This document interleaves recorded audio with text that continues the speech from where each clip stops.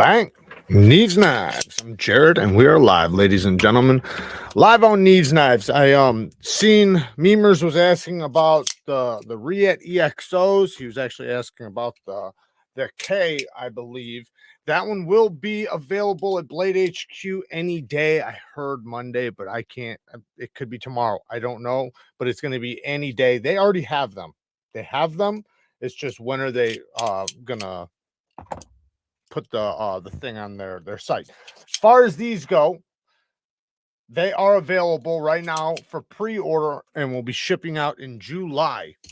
All you gotta do is go to Blade Ops down in the description. Actually, I have it linked actually right now, straight in the description right now. At the top of the description, you can just click on the link. So you don't have to wait a super long time, which is cool. That's the way to do a pre-order. If you're gonna do a pre-order, it's nice when it's just like right there, right around the corner. And I appreciate that, Memers. You have no idea, because like you know, I hate to sound like this because I feel like it makes me sound like a shill when I bitch about stuff like this. But like, I've been trying to get a link from DLT Trading for like, I don't even know how long. We've called them. We've literally gotten them on the phone multiple times. They always say they're going to respond back to us, call us back. The manager's not in, whoever they can talk to is not in, through messages, through everything. And they just like continue to avoid us, ignore us. I don't know if there's a reason or if it's just like something that just keeps happening, but they are, and I know they have affiliate links, like they have other, like Metal Complex has got one, so like it just doesn't make sense that they won't fuck with me, but whatever, it is what it is.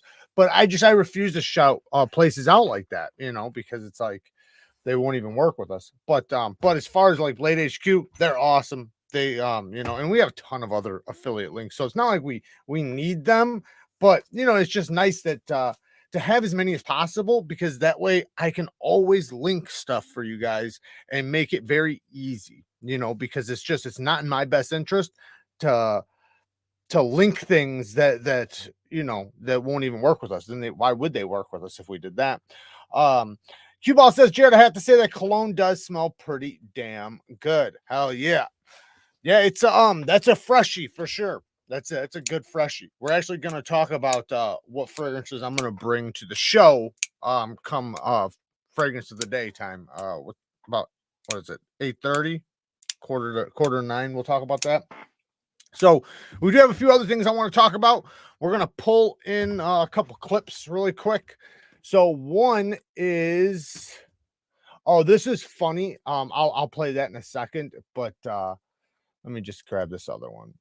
So I don't like, just really quick, I gotta say this. I don't like to recommend knives I haven't tried. And I refuse to do that now after the one time when I did do it. I did do it one time and I regret it. So, and it was with the Sharp by Designs Apex. I had recommended it. I put a link up. I posted a link. People were asking like, have you tried it, you know? And I was like, no, you know, but I know Sharp by Designs are always good. Then I got it in hand and the clip was just atrocious. Even though it was atrocious, it was still a good knife, but the clip made it, like, you know, made me second guess whether or not I should have recommended it, you know, without being able to say that. Well, that's why I personally, like, I won't just like make videos and make posts. Like, I've had, you wouldn't believe how many companies have like tried to get me to just like make a post on their shit, and it's like I haven't even tried it, or like because it's going to be late or something, like, oh, we're sorry, the shipping, you know, it's going to be a week late, but could you still make a post before it drops? It's like, no, I'm sorry, I can't, because now I'm sitting here recommending something I didn't even try. What if it's something like the REATE EXO, like this thing, you know, which you guys know, when I tested it, it fails. So I have to say that. I have to say that. I have to say it. So if I sat there, it would drive me absolutely up the walls if I sat there and recommended this to everybody and didn't tell them, and then found out later after 1,000 people bought it, and then say like, oh man, you know, it fails. Like, oh, all right, I guess I should have tested that out, you know. So, you know, to me, if you're just saying something's available, that's one thing. Like, hey, this is available if you guys want to get it, whatever. That's not that big of a deal. I tend to try not to do that too much, but you know, like right now I'm about to do it with TRM because they have a new model coming out, but I just want to make that clear. I haven't tried it, I haven't tested it, anything like that. I love TRM. I have no doubt that it's not amazing, no doubt whatsoever, but I haven't tried it. So there could be some issues that I don't like. But here it is. This is the new knife from TRM. I'm gonna get to try it when I go to Blade Show. They said they'll have a few at the booth. They don't have very many, so I'm not going to be able to get one to take back with me, but I'll at least be able to get to check it out at the table, you know, and maybe test it out while I'm there. You know what really sucks is when you're at a table, when you're at a table checking something out and the lock is like lock, you have lock rock or fit, something crazy, right? And now you not only have to call it out, but you got to call it out in front of the company. You feel really bad, but you know, whatever. But that's why, you know, it's always good to be able to get them home too, because like it's one thing just sitting there at the table flipping them open, but how much can you really say about it without, you know, of course we know like a good knife when it's a good knife, right? Like I can pretty much handle just about any knife and tell you how it's going to cut, right? As soon as I handle it. So it's because I've handled so many, right? I've handled so many.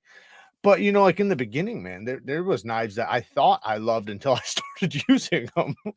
Then found they were absolute dog shit. Anyway, so you guys see it here. The TRM Three Rivers 9, which is interesting because of the quiet carry 9. I'm surprised they went with that name, but hey, it is what it is. I think it looks badass. I love it. I want one bad, like really, really bad. So very cool.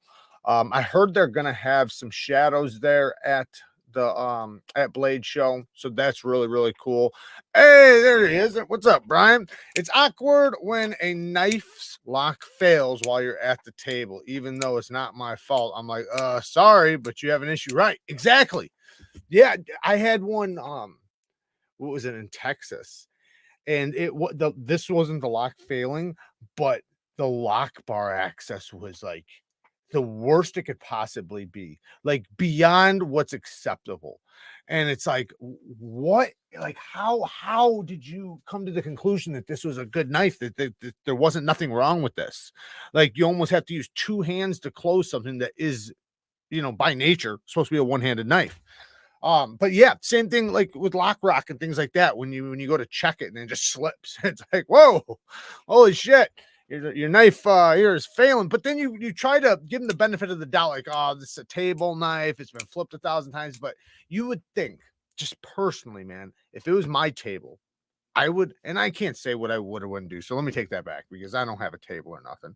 But I would think that I would sit there, the nights I'm going to have out there for people to sit there and test and flip, I'm going to inspect them in and out. I'm going to tap them on, you know, make sure they're not slipping, make sure they're not, just to be safe, you know. But I know a lot of these guys, man, they're rushing to get it all, you know, with all their knives on the table and everything. So, and I don't even know the first thought of what goes into all that. So, you know, I hate to speak out of pocket against any maker or company that has tables and stuff.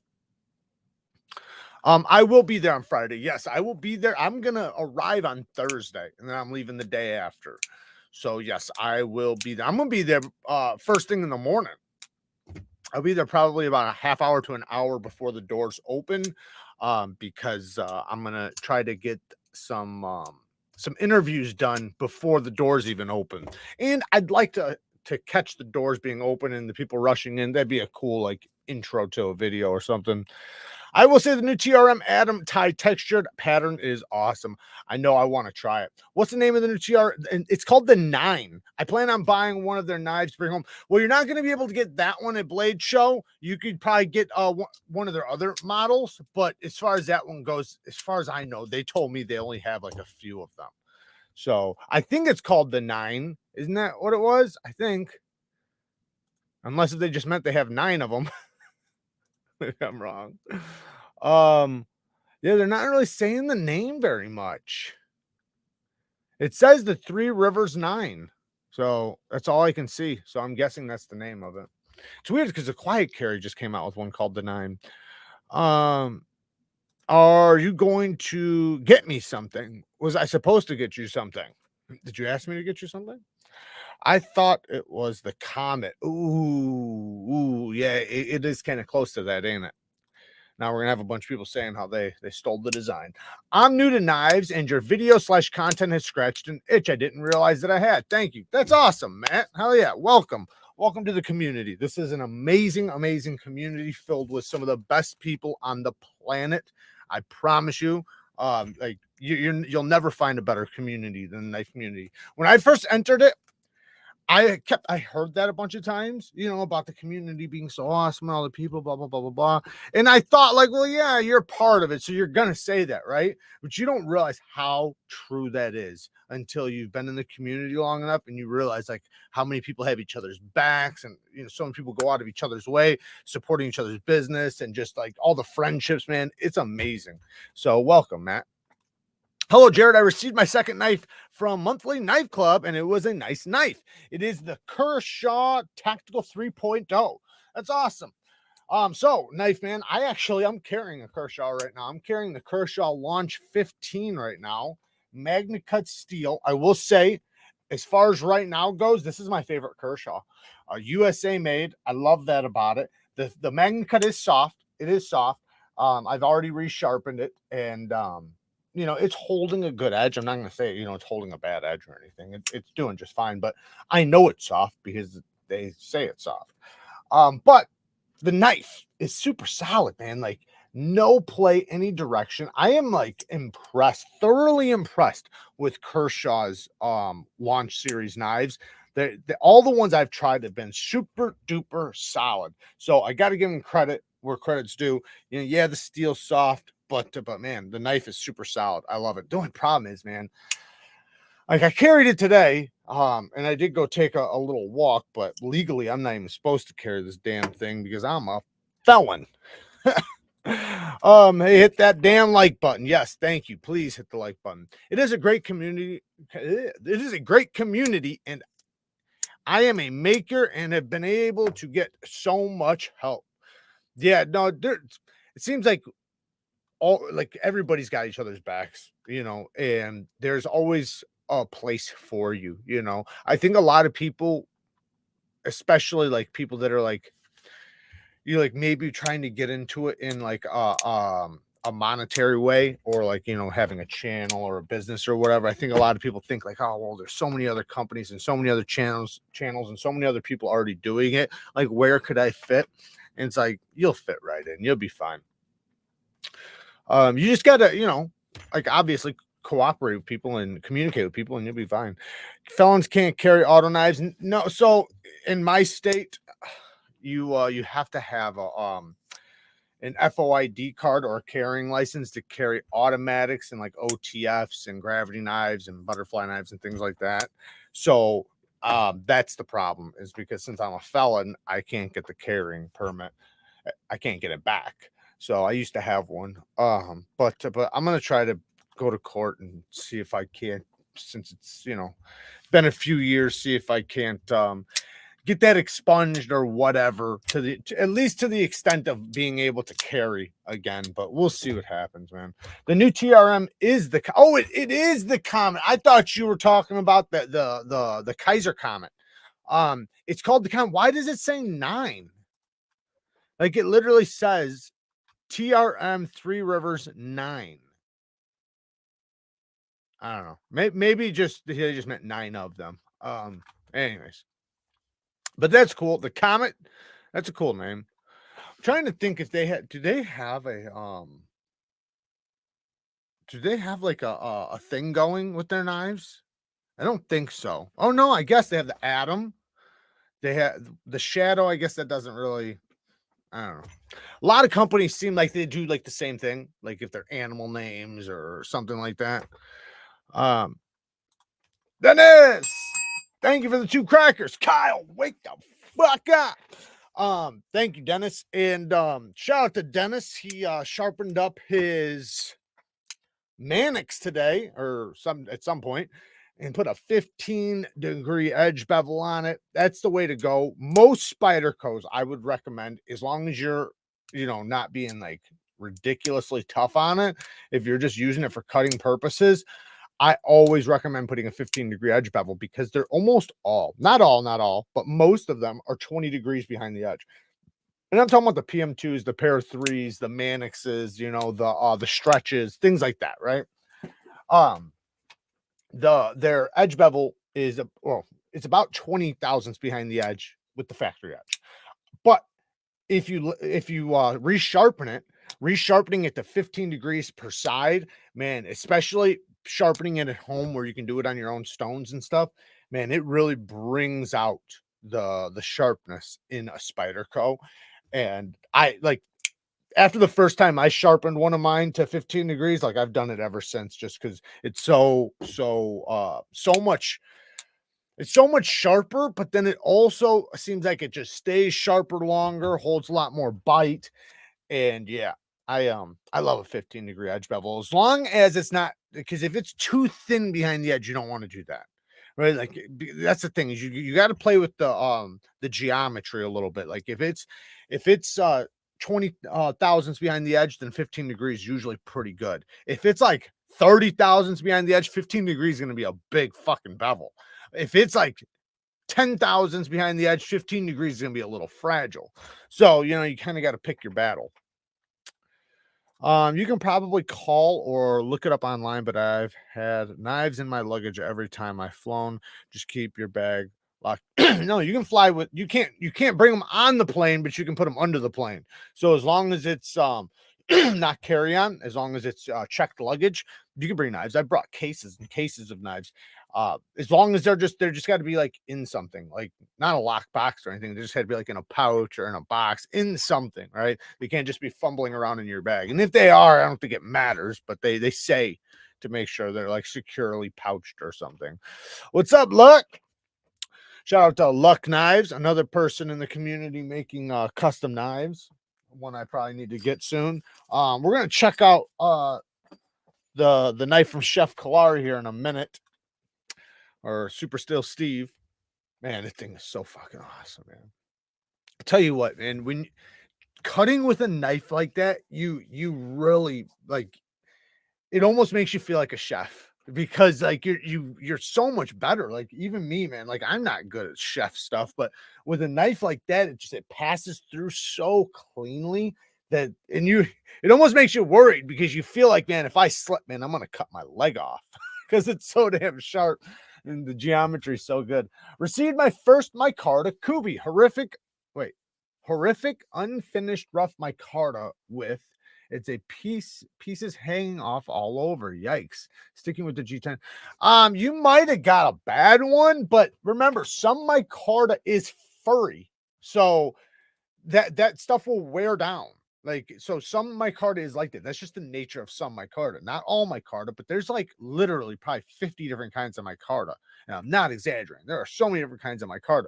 So you probably got the kind that's a furry micarta, which that's fine. It'll break in and that stuff will all come off, but it's made to kind of be that way because like so aluminum handles in the winter and in cold months, they'll be very cold. You're not going to want to use aluminum and in a lot of cases titanium knives in the winter. So a micarta knife stays warm no matter what. Like when you wrap your hands around it, not saying it's going to be hot or anything, but it's a little bit warmer in the hand if you're going to be using it in the cold and stuff.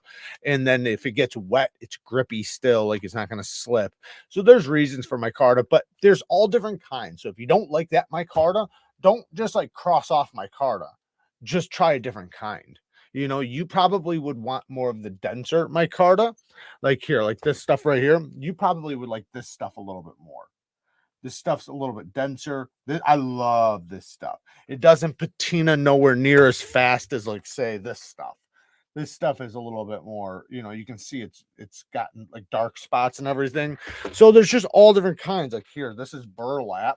This stuff, this kind of burlap doesn't really age too fast. But yeah, there's so many different kinds. Like here's one. Look at this. You can see this side is still pretty fresh, you know, but it's going to get like this. You know, I just haven't handled it a lot. I sharpen my knives on the edge of my car window, sitting in traffic. You're a beast. Those are some pretty sexy manic scales. I'm just saying. I know. I appreciate it. Yeah, they're pretty dope. Kara got them for me. Um, That dude that used his Mannix too in self-defense is a crazy story. I haven't heard it. I'd like to hear it though. I actually oh shit, man, I am backed up, guys. I am sorry. Yesterday, me and my best friend that's still alive, we went and got we went to a gym and worked out, did some working out, and we actually hit some pads. Got some gloves on, hit some pads. I haven't hit the pads in a long time. I think we're gonna make it a weekly ritual from here on out. So it's always fun. What's up, Professor EDC? Shout out to Professor. Definitely go and give him a follow. Hey, Jared, what's up, brother? Dropping by to say hey and leave my like. Thanks for answering my message and the tip on trolls. Shout out to Professor EDC. Definitely go and give him a follow. Oh, no worries. I love my card of the T1 Kaiser and Kaiser Horn. My card. This was bad, though. Hopefully, Kubi gets a new batch of my Carta in and leaves this past batch in the trash. Yeah, I don't know what batch you're talking about, but yeah, I'm sure, man. Things happen, you know. I've definitely gotten my fair share of lemons, so you know it happens. But that's why it's really good that most of these companies, especially like companies like Kubi, you can just get it replaced. You know, if you bitch hard enough, they'll just send you a new one. If you know, if it's a lemon, right? Like let's say it's just a knife and you just despise the knife, no matter even if it was good, you can still return it and get your money back. Sharpen my knives with the bones of my enemies. Yeah, I get, man, you guys, I know you guys already know, but like the shorts, you know, that I post, I post a lot of sharpening stuff, right? On shorts. And it's almost like I'm asking for it. So I'm not mad. Don't get me wrong, I'm not mad. And I understand. But I think some of the information I'll give, like I don't know if like somebody whoever watches it like has been doing something their whole life, so they think that it's good, so then they'll think I'm wrong no matter what I say.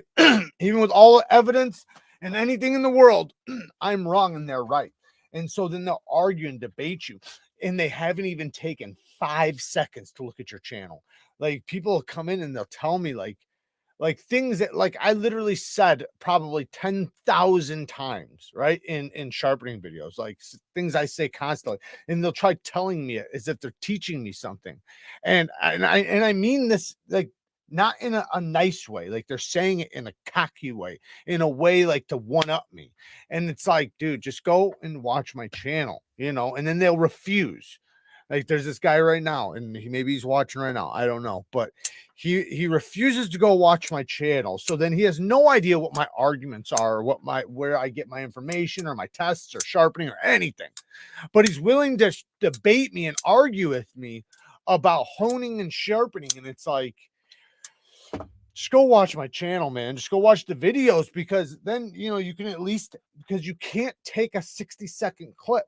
Right? A 60-second clip, I can only get out so much information, right? I can only get out so much information. I can't give you the in-depth response in a 60-second video.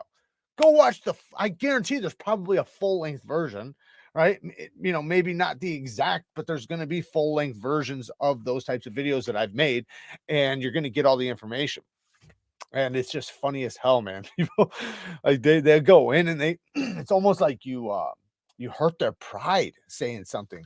And it's like, man, I don't know why you're so stuck on this. Like why you want to use honing steel so bad. Why honing steel is such a good thing for you. Like just use ceramic. It works better. Right. And it's like, and I'm not saying honing steel can't work on nothing. Yeah, it works on cheap, nasty, garbage, shit, soft knives. Yeah, it's like that's your knives, and fuck yeah, go for it. Right. But I just, you know, why not use something better, right? Why not use something better? And it's like, I don't know exactly how hard they heat treat the steel rods too, but what I've read, it's like anywhere from like 48 to like 56 normally. I'm sure some of them go up to like 65, some of them, but I don't know. I've never tested them. Maybe I'll send some to Brian, just a HRC test, so I can start using it in my videos. But still though, I have steels that are harder than that. So it's like, why would I use it? Now, like, let's say, you know, it's on a chef knife, and most chef knives aren't 63.8 HRC, right? Most of them are not that. But I wouldn't want to use something that's near the hardness, right? Say if it's 60. I don't want to hone it with something that's 63 HRC, right? Like, why not just use something a lot harder? Why not just use something that works better? Hey, LTK's in the house. Shout out to LTK. I actually have one of his knives here. That video is going to be going up here real soon. Me and him are going to be hanging out in the pit here in just a few days. Let me see. Dipshit that wears an elitist hat, probably red. I don't know what that means. Yeah, we already refunded me without me even asking after seeing the photos, and they said they were pulling the whole. Oh, nice, cool, that's good. But that's some integrity right there. That's good, because that's how it should be. If you guys remember, like, one of my beefs with one of the knife companies was with how they responded to having the wrong steel as advertised, and instead of taking it all down, they sold them all, right? So now there's probably 5,000 people out there right now, if not more, running around with knives they think is D2, right? And it's really 6 CR, 5 CR, 8 CR, or something like that. And it's like they're probably bitching, saying D2 sucks. And like, D2 does kind of suck, but I'm not saying D2 is great, especially from those companies. But you know what I mean, though. Like it sucks even worse than what it should be. Brian says, even though you make the full-length video, they'll leave a comment without watching all of it. Yes. Or watch some of it and misunderstand. 100%. It's just like somebody earlier left me a comment making it seem like Steve gave this to me. It's like, no, I bought it. Because I don't know, they just left some cocky comment, and I don't mind. I love the cockiness. Like, that's cool, whatever. I love shit talking, so I don't mind that. But when it's like people that are really taking what they're saying seriously, like they're not joking, they're not like anything. They're very serious. They believe what they believe, and they're trying to tell you as if they're right and you have to be wrong. And they don't even take into consideration, and this is the part that I don't like. They don't even take into consideration like where they're at, right? It's like, read the room, right? Look at the name, right? Like, it's Neevesknives. So, and I'm not trying to say I'm the end all be all. I'm not trying to sound like that. Please do not take me like that. Like, I don't know half the shit that a lot of people in this community know, but you're on a knife channel, right? So look around, right? See if the information is given to you in a way that you can understand it and maybe come to a conclusion that maybe you're wrong or right? Then you can debate what I actually argue, rather than trying to debate something like I'm not even trying to argue. Like somebody earlier, or the guy earlier, man, he was, I don't even, I think I wound up ending it telling him, man, send me some of your sharpening videos. Because if you're gonna sit here and debate me and argue with me about sharpening, I need to see your fucking amazing sharpening, right? I gotta see this shit. And he was like, sharpening is not honing, because that's what we were like debating, was honing. And it's like, yeah, I never said honing. It was sharpening. I'm saying that sharpening is even harder than honing, right? So if you can do that, then maybe I'll take your information on this a little bit more serious. But until then, if I'm the superior knife sharpener here and you can't even sharpen a knife, then what the fuck? I'm sitting here arguing with you and you don't even know how to sharpen a knife. Like, and listen, I'm not trying to be a dick. Trust me, I'm not. Like, I would way rather just sit there and talk to the people and be super friendly. But it just seems like they're upset at the information, as if like I'm I don't know, like taking away their whole childhood or something. Like, I understand like certain things have been done for 100 years. That doesn't make them good. Right? That doesn't make them good just because they've been done for 100 years. I can name 1,000 things that have been done for 100 years and are not good today. Knees, did you see the aluminum rock-handled VOSTEED Thunderbird at White Mountain Knives, blue and gray? In the coming soon section, too bad it is 154 cm versus S35 this time. I did not see that, but I do have some stuff from VOSTEED here. So you guys will be seeing some VOSTEED stuff coming out soon, and then also the beginning of next month or the middle of next month. I need to pick up a kitchen knife from Steve. Yeah, you really should, man. Holy shit. I'll tell you, I knew I was going to be impressed. Like, I had no doubt. Like, but I am like 10 times more impressed than I ever thought I would be. And I knew I was going to be impressed. So that says a lot.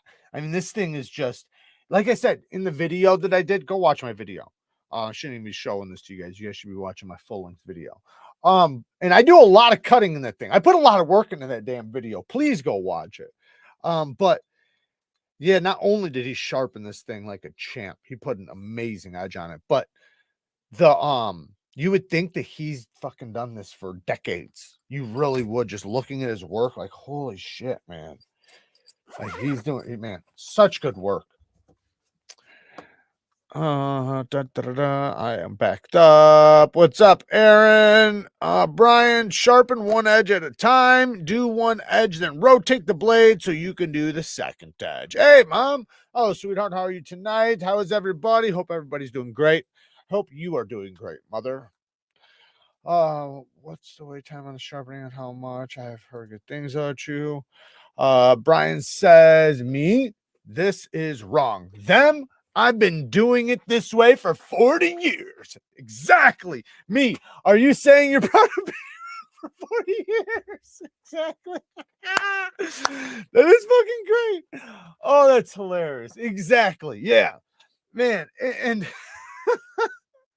some of the things like that, like you're saying, like I'll be debating somebody like about something, you know, like say about the honing steel, like about, it's like, I understand like that super shit, soft, dumb fucking steel will do just fine on honing steel, but I'm a knife channel. We don't use those pieces of shits, right? And like, and of course I'm recommending that nobody uses them because there's something out there that's superior. And then somebody had the balls to sit there and argue that ceramic isn't a good honing rod. Like, what? How does that or how does that even make sense to you? You think using steel on steel is good, but not using something that's like literally a stone, you know, a man-made stone, but that's super duper hard. Like that, just it's mind-boggling to me sometimes. And I don't think they think very deep into it. But just because they've been using it since they were a kid, like it's like I bet you if I looked at your edge too, like I'm not trying to talk shit to anybody who can't sharpen very well, because everybody's been there, right? I've even been there when I was doing really shitty edges. But I bet if I looked at his edge, I'd be horrified. I'd want to sharpen it probably. And it's just like there's just levels, right? Like, you know, even with like knife making, right? Like Brian from Transparent Knives, a guy who's just getting into it is not going to be making knives as well as him.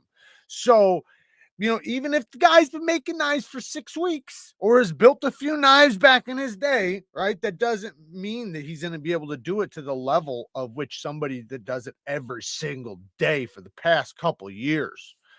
So, yeah. Thinking of getting the Thunderbird. I've got the original and I'm curious to see whether I can mix and match and drop my S35VN blade into it. You usually can. Sometimes the problem is that I've seen is that sometimes what you'll get is a little bit of lock rock, or not lock rock, sorry, a little bit of play between the lock. And sometimes you might have to strengthen the lock bar a little bit because they're usually tuned for that. But you know, you can try it and swap it back if it doesn't work out. I'm sad nobody fell for I always carry a honing steel for self-defense comment in that short. That's hilarious. I don't know if I seen that one. Did I see that one? I might have, because I love the funny comments. Like like the other day I kept saying stropping or something like that. I said strap on or something. I don't know. And dude said, "All right, well, he's like, you convinced me to get a strap on now." I said, wait a second. Hold on. But yeah, the comments are hilarious. But you know, there's always just going to be the people that they're not part of the fun. So that's what also makes them like, and I get it too, man, because there's sometimes I watch a short and with the information, I'm just gets to me, you know. I'm not gonna say it triggers me, but it almost triggers me, right? And it's like, and I want to go in, and there's times, and listen, I do this probably 3 times a week.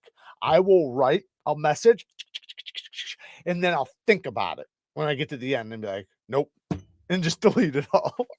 Delete it all. I almost sent this message, but then I start thinking about, like, I got a channel, YouTube, all these other little factors, and I start thinking about it like, yeah, I don't, you know, I hate to put something out there that I might want to take back, or maybe I don't, you know, and it's not that I'll take it back, but, you know, I'd hate to be thought of in the wrong light, you know, but there are a lot of things out there on the internet that do trigger the fuck out of me. And I'm like ready to go to war with these people, debating them on things. Hanging out with my son and my daughter-in-law. Yeah, have a great time. Thanks, Mom. Steel honing rods don't remove steel from your blade. If done right, I think that people trying to sharpen their knives on a steel are misinformed. Facts. Yeah, you can't. So even with a honing, like a ceramic honing rod, you can technically sharpen on it, but it's not for that, right? It's mostly for honing and for knocking burrs off, for realigning an edge, and for micro beveling. A honing rod with steel, the only thing it's for, the only thing is to realign an edge. That's because it's not going to give you the micro scratches that you want in your edge. Remember, an edge bevel, right, is a saw blade. Always think about it like a saw blade. And this is why pull throughs don't work, because a pull through knocks all those teeth off. You want the teeth, just like a saw blade, right? A saw blade without teeth doesn't work very well. So you want to be able to apply those. So like a ceramic rod, when you stroke down it with your blade, you're adding those little micro serrations to the edge. Honing steel isn't going to be able to do that. So all it can do is push the edge to true, right? So maybe you'll do that if your edge is not aligned well or something, you know. I maybe you're chopping bones. There's maybe a reason, maybe then you'd use it. But for the most part, people that are sitting there cutting, you know, like say doing fishing stuff all day, and then they on a fucking rod and it's honing steel, it doesn't make any sense, right? They're just straightening out their edge, possibly slightly micro beveling it, but they're really just making it go dull even faster. Like every time they do that, now the knife's going to cut a half as long as the last time. And it's like, you could just use a ceramic rod, which will cut 10 times faster, right? 10 times faster. With every pass, it'll be like doing 20 passes on the steel. But if you've gotten to the point to where you're having to do that every few cuts, you know, like some of these guys you'll see, you know, like with the honing steel, you need to just resharpen your knife. You need to resharpen your knife and start back from the start. Then after you wear that down, you can start honing and stropping it. Stropping and honing is you're going to be able to do it for so long, but there's going to be a wall. You will reach a wall. And when you hit that fucking wall, there's no going back. You can't strop it back. You can't hone it back. You have to sharpen it at that point. So it's like, you know, in between the sharpenings, the sharpenings, you want to be able to maintain your edge effectively and well. Right. So just using the right tools massively changes the results and what you're going to get. Jared, any thoughts on that little work sharp that's the size of a coaster? Diamond and ceramic with 3 torch bits inside. Oh, you're talking about the little pocket thing? Yeah, it's a pocket tool. So don't think of it as a knife sharpener. Think of it as a maintenance tool. So kind of like, and I would recommend just getting the Work Sharp Field Sharpener, because that one you technically could do a full sharpening on. It's mostly for maintenance. So you're going to tune your edges up on it, but you 100% can do a full reprofile on that system. And it's just a little pocket system. The one you're talking about, it's only going to be good for edge maintenance. So say you've been using your knife all day, you just need to tune it up really quick. That's what it's going to be for. But yeah, no, hell yeah, no, they work good. I strop my blades with leather made from the skin of my enemies. Damn it, the Strix got me again. That's 4 times. Damn, it's getting you, huh? I haven't tried one, so I don't know. Video idea for you. Sharpening non-knife stuff. Scissors, axes, seatbelt cutters, handsaws, lawnmower blades, ice skates, stuff that may attract non-knife people to the channel. Kara said that to me a bunch of times. I've thought about it. I did this paper cutter and I did it by hand too. To be honest, I could have charged $1,000 for this, but I didn't even charge them anything. I just did it because they're really cool. But the local post office place that ships our stuff, they have the paper cutter in the back, and they have this giant blade, and this thing is razor sharp. Now, you can tell it's like machine cut and stuff, and it's very expensive. So instead of replacing it, they asked if I could sharpen it, and I did. I actually did, and it went well. I sharpened it up really good, but scissors and things like that, I mean, I would do it. My problem is I don't know, like I could do a full length video, I guess, and then create some shorts off of it. But it's just, man, those videos can be a lot of work. And don't get me wrong, those are the types of videos I'm looking forward to doing, especially after Blade Show. I'm really close to learning this editing app. So dear Mr. Neeves, you need to maintain your edge. Yes, you do. You do need to maintain your edge. I definitely do. I got this new editing app and it's going pretty well. I've been learning it over the past week or so, and I'm getting the hang of it. But man, there's just so much to learn. But that's why you guys seen my content kind of go backwards, but now it's starting to go back forward a little bit. By the time I get back from Blade Show, my shit's gonna be back to banging. And I got some really, really cool video ideas that I held back in order for me to catch back up. So I got the sword one all pretty much all the way done. I got some other work to do with another person that's involved in it, and I got a sharpening video coming. I got a knife testing video coming. I got a bunch of great videos coming. I know I've seen you talk about it before, but I'd like to see you add a sharpening choil to a knife, say Spyderco. So I don't personally think Spyderco needs it. Because their plunge grind drops straight down to the edge. If you're going to do it, you could do it like that. Don't get me wrong. A lot of people do add a notch, you know, and there's nothing wrong with that. It's just because they don't taper their plunge. It's you can sharpen right up to it. But yeah, I mean, I have no problem cutting a choil in. I do it all the time. Thanks, Jared. Makes sense, and I appreciate being able to get your take on specific shit. I have no problem giving any information on any specific shit. Just ask, and I won't lie. Good night, sweetheart. Good night, Mom. I love you. What editing software do you use? Right now I am using love you, Mom. Right now I'm using Adobe Premiere Pro, but before I was using Mojave Studio 23, Mojave Studio 23, and it was good, but it crashed on me, and I was ready to fold it anyways. I was starting to despise it, and the Adobe Premiere is like tons more shit. Like here, look at my keyboard. It's all like editing stuff to make it easier. So I have to learn everything. I have to literally learn everything from scratch again. Luckily, I have an idea of how editing works, so it's going to make it a little bit easier. So check this out. I'm going to show you guys something.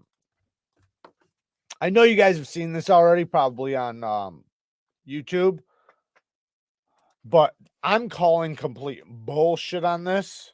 Ago, my life changed forever. When I posted this video of a pocket knife sample I accidentally ordered too big, one comment stuck out. I need to see that knife in Shaq's hands. So our team got on it, and within 24 hours, we uploaded a video responding to the Shaq comment. Honestly, we didn't really think anything was going to come of it, but we never could have guessed what happened next. Over 5.5 million people saw the Shaq-sized blade, and more than 25,000 of you tagged Shaq in the comments. But still, no Shaq. Since then, my phone hasn't stopped ringing, and I've been asked to appear on countless late-night TV shows. Fame doesn't matter to me. I just can't get the thought out of my head of seeing this knife in Shaq's hands.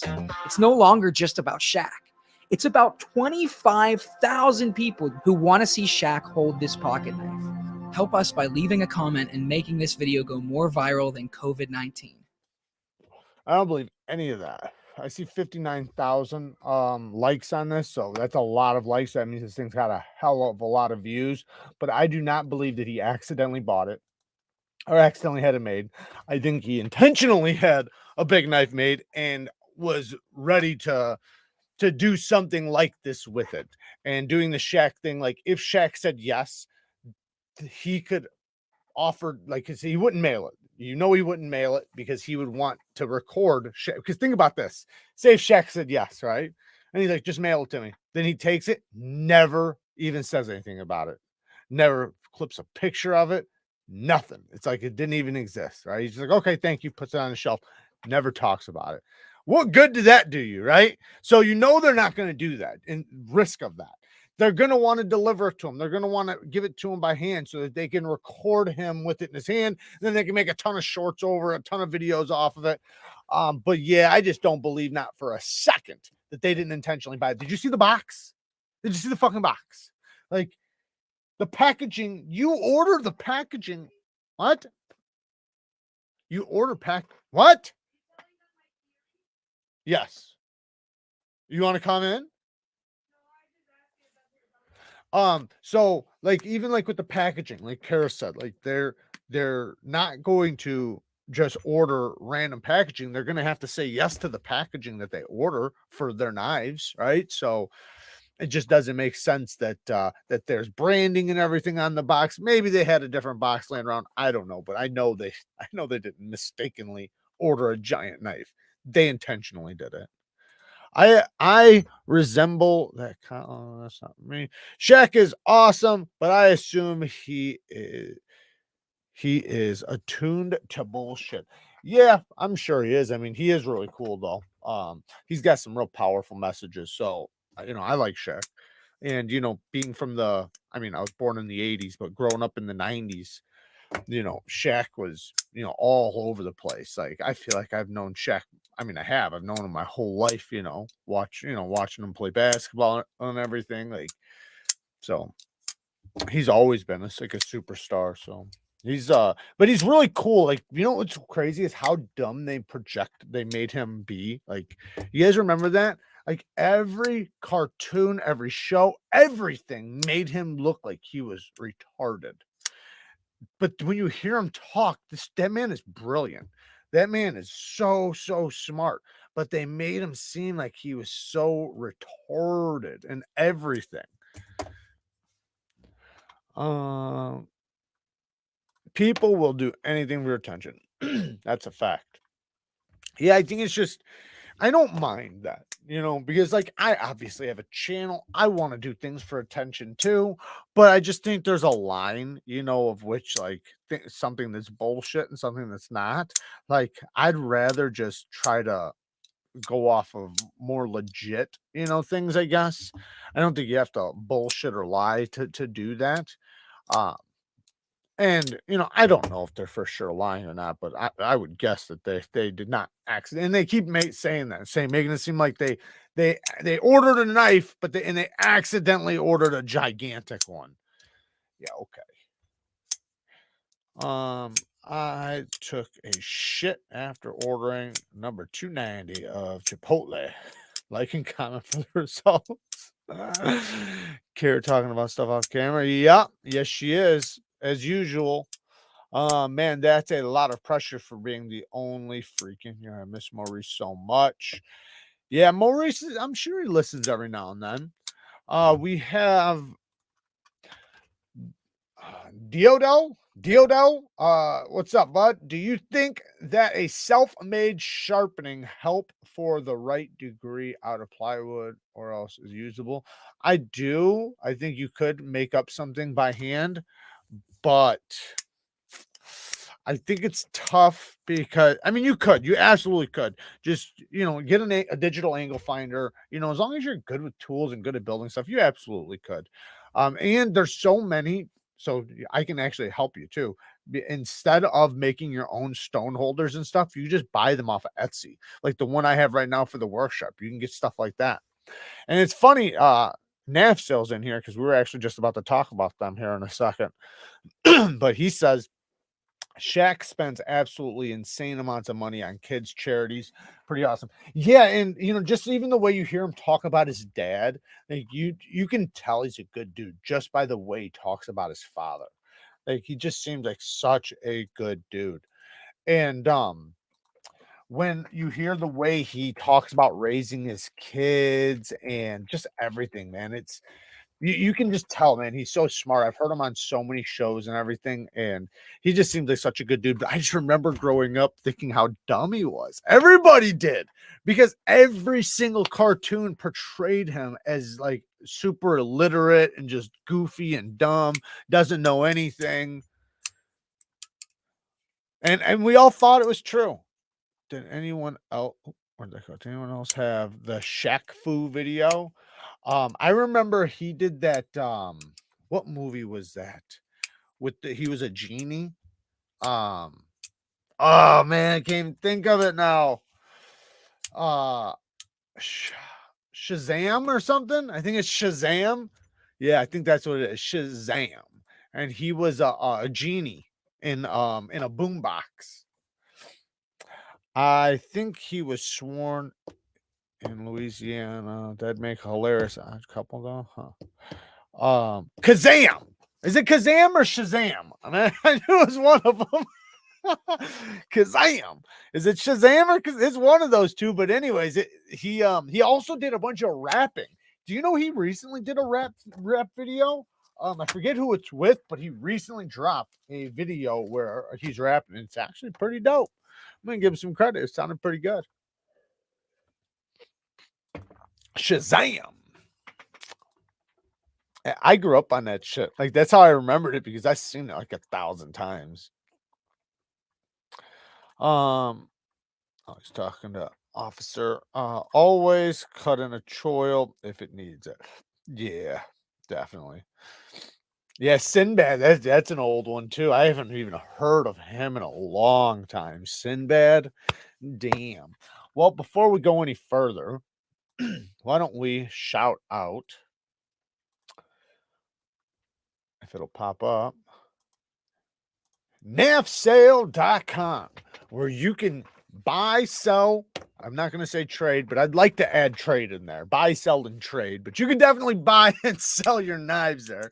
So they do have brand new knives and used knives. So there's plenty of knives that are brand new in the box. Maybe they have a little scratch. Maybe they don't. But you can get knives for a little bit better value or better deal. Sorry, not better value. Better deal than you might have otherwise buying it brand new. However, they do have knives that are actually brand spanking new from the factory. So they're not second owned or anything like that. And if you have knives that you want to sell, which is their main gig, they help you sell your knife. They take just a small percentage. I think it's 7.5%. And then, you're safe and secure with you selling your knife, and the buyer is safe and secure with it buying a knife because they take all the risk. You literally have no risk. So unlike other places like Instagram or sending them to me or whoever, you have a little bit of risk. There is going to be the risk of it being lost in the mail and then you having to deal with it, right? They take all the risk, which is absolutely amazing. I don't even know how the fuck they do that, to be honest, but they do. They do. So, and they have amazing knives on their site that you can get, and you can also sell your knives on their site. So it gives you an opportunity to also, what I really like is that you can sell a lot of knives. So, because there's a lot of times, at least I've noticed, a lot of people want to sell way more than one knife. They want to sell like 24 knives at one time, even if it's like between 5 and 10 knives. So it's so much easier to just go through a system like them, where they can just do all that. And you just, you don't have to worry about all the posts and just, all the little bullshit and details. You obviously got to take pictures and everything, and ship out. But yeah, it makes it really easy for you guys to sell your knives. It's funny how many times I've mentioned NAF sale and how many times I still, check this out. Look at that. Like new in box. You got a titanium Maverick.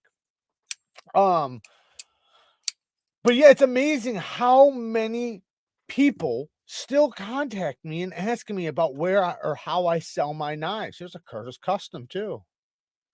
Oh yeah, excellent condition too. That's dope. But anyways, shout out to nafsale.com. I actually, you know what? I gotta I'm gonna drop them in the thing right now. I messed up and it is not at the top of the chat right now. Now it is though. Anyway, so you guys can find it linked down in the description, right at the top of the chat. But yeah, it's amazing how many people still contact me and they say like, oh, how do you sell your knives, or who sell your, you know, how should I sell my knife? It's like, man, haven't you heard me talk about NAF sale? Like, and there's a bunch of other channels talking about it too. Like, that is one thing you gotta give them credit, man, because there was a void there. There was nobody doing that, and man, it's so brilliant. We're seeing about 30 new listings daily. Definitely worth checking it in. Yeah. And that's another thing, is that just because you checked it out yesterday or the day before, that's a site that's even, I mean, I know we do that on Blade HQ and GP Knives where we check the new listings and new incoming, but they're a little bit different. So you like almost need to check it every day because they're always going to have new listings. I'm gonna keep checking back on NAF sale. Nothing I'm interested in yet, but seems like they are growing. They are absolutely growing. They have a ton of stuff on there.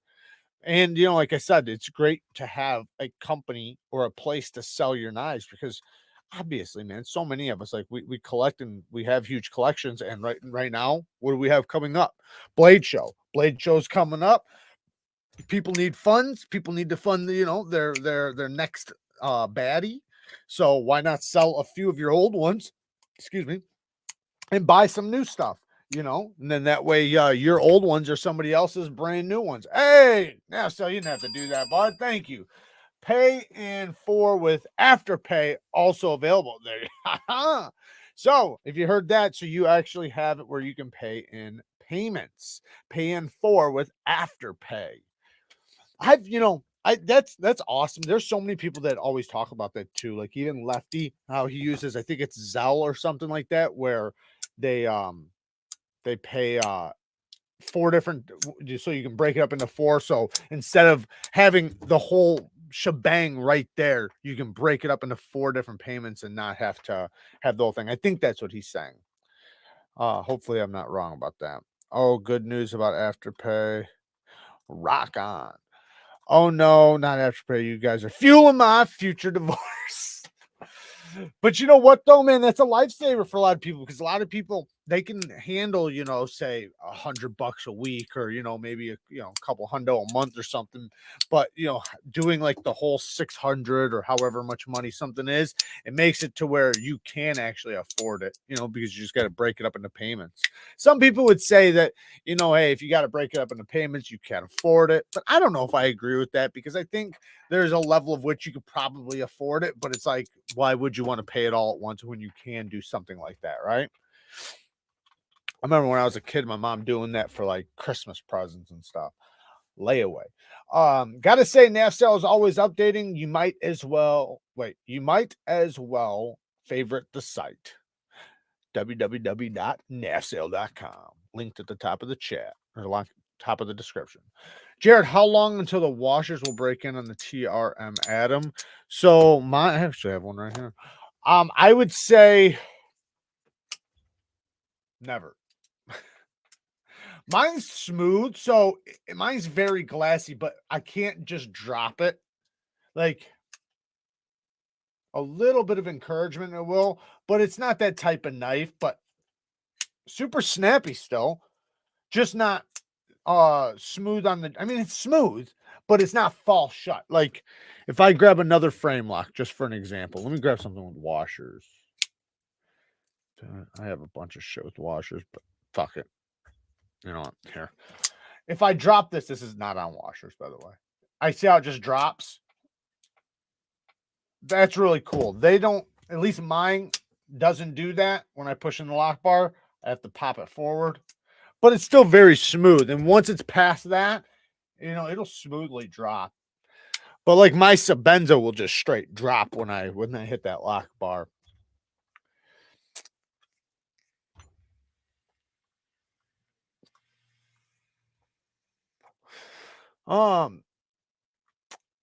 That's why I buy my Benchmates from the Snap-on guy. I can make payments I'm already making instead of dropping the full price. There you go. Nasto says, thank you guys for the kind words. International selling and a partnership with Knife Rights in the works. That's really cool. As you guys know, we always do something every year for Knife Rights on this channel. Last year we did the 24-hour, was it this year or last year? We did the 24-hour live stream. I think we were the last ones to go. I think that's the way it was. But the year before that, I think our channel was we raised the most money, I believe, that year. So yeah, shout out to Knife Rights. It's the only company actually fighting for our knife rights. And it's amazing that Doug Ritter does that, because if not for him, man, like, think about it. Like, we don't have anybody out there fighting for our knife rights. So that's awesome. Daniel Cad in the house with the 5 bones. You better be ready. We're on a single digits till Blade Show. I feel like I'm counting the days until the release date from prison. Hell yeah. No, that's I'm pumped, man. I am so pumped. I've been ready for a while though. So, you know, I just got to get my bag packed. I'm going to pack it tomorrow. I like to make sure I'm packed up a few days prior, just in case if I forget anything.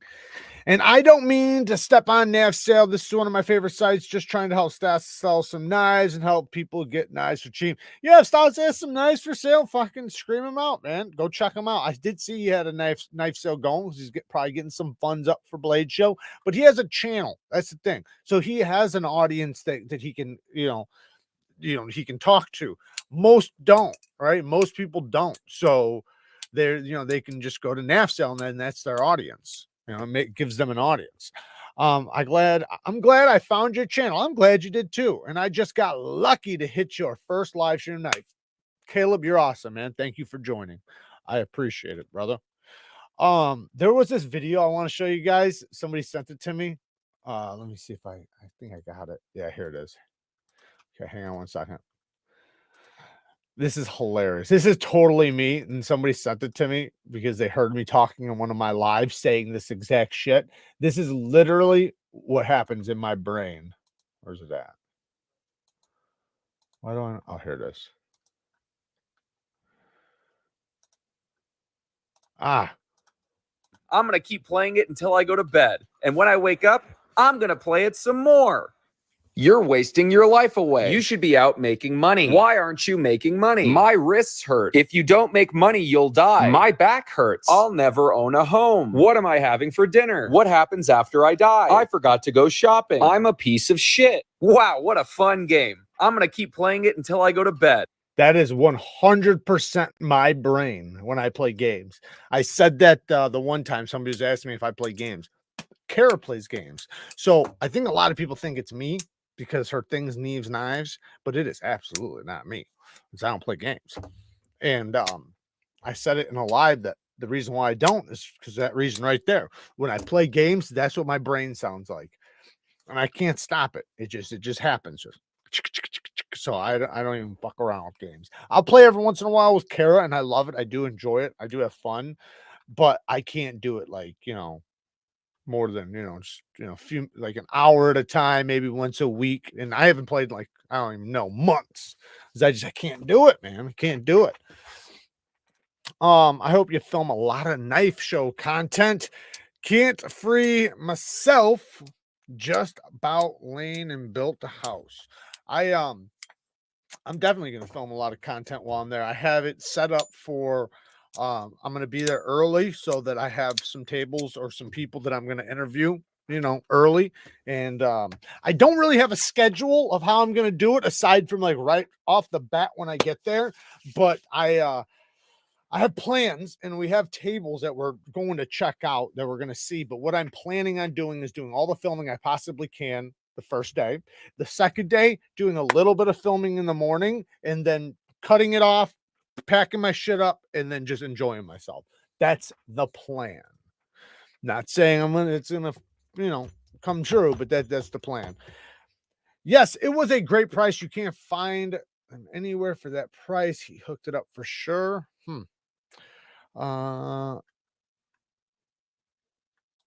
Ian says he bought a gimbal for these nuts.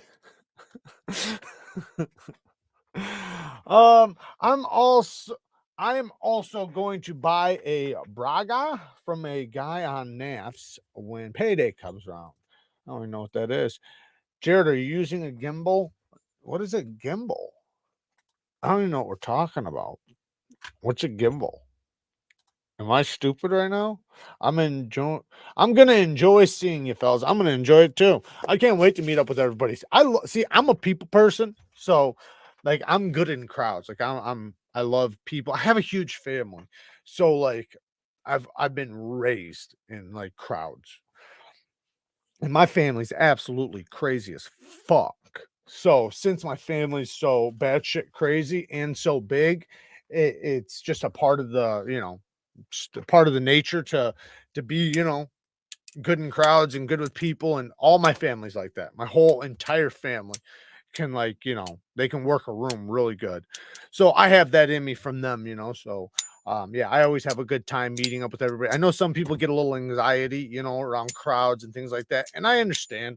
I'm just not one of them. Like I get pumped. Like I'm excited when I know I'm about to go see a whole bunch of people. I'm fucking ready. Anyone wanting to know the knife schedule on YouTube, check out Knife Tube schedule. Thanks, Todd. Appreciate it. Gimbal, gyro stabilizing camera. Oh no, we have a I have this other thing. It's this arm that makes it, you can turn it into a quick tripod. It's only like this tall, but it makes it to where you can just, hold it like this, but no, it doesn't have a gimbal, so it's not like a stabilizer or anything like that. One of these days I'll get one of those. We were checking one out before Texas. It was like $600. Excuse me. The one I have right now is pretty expensive though.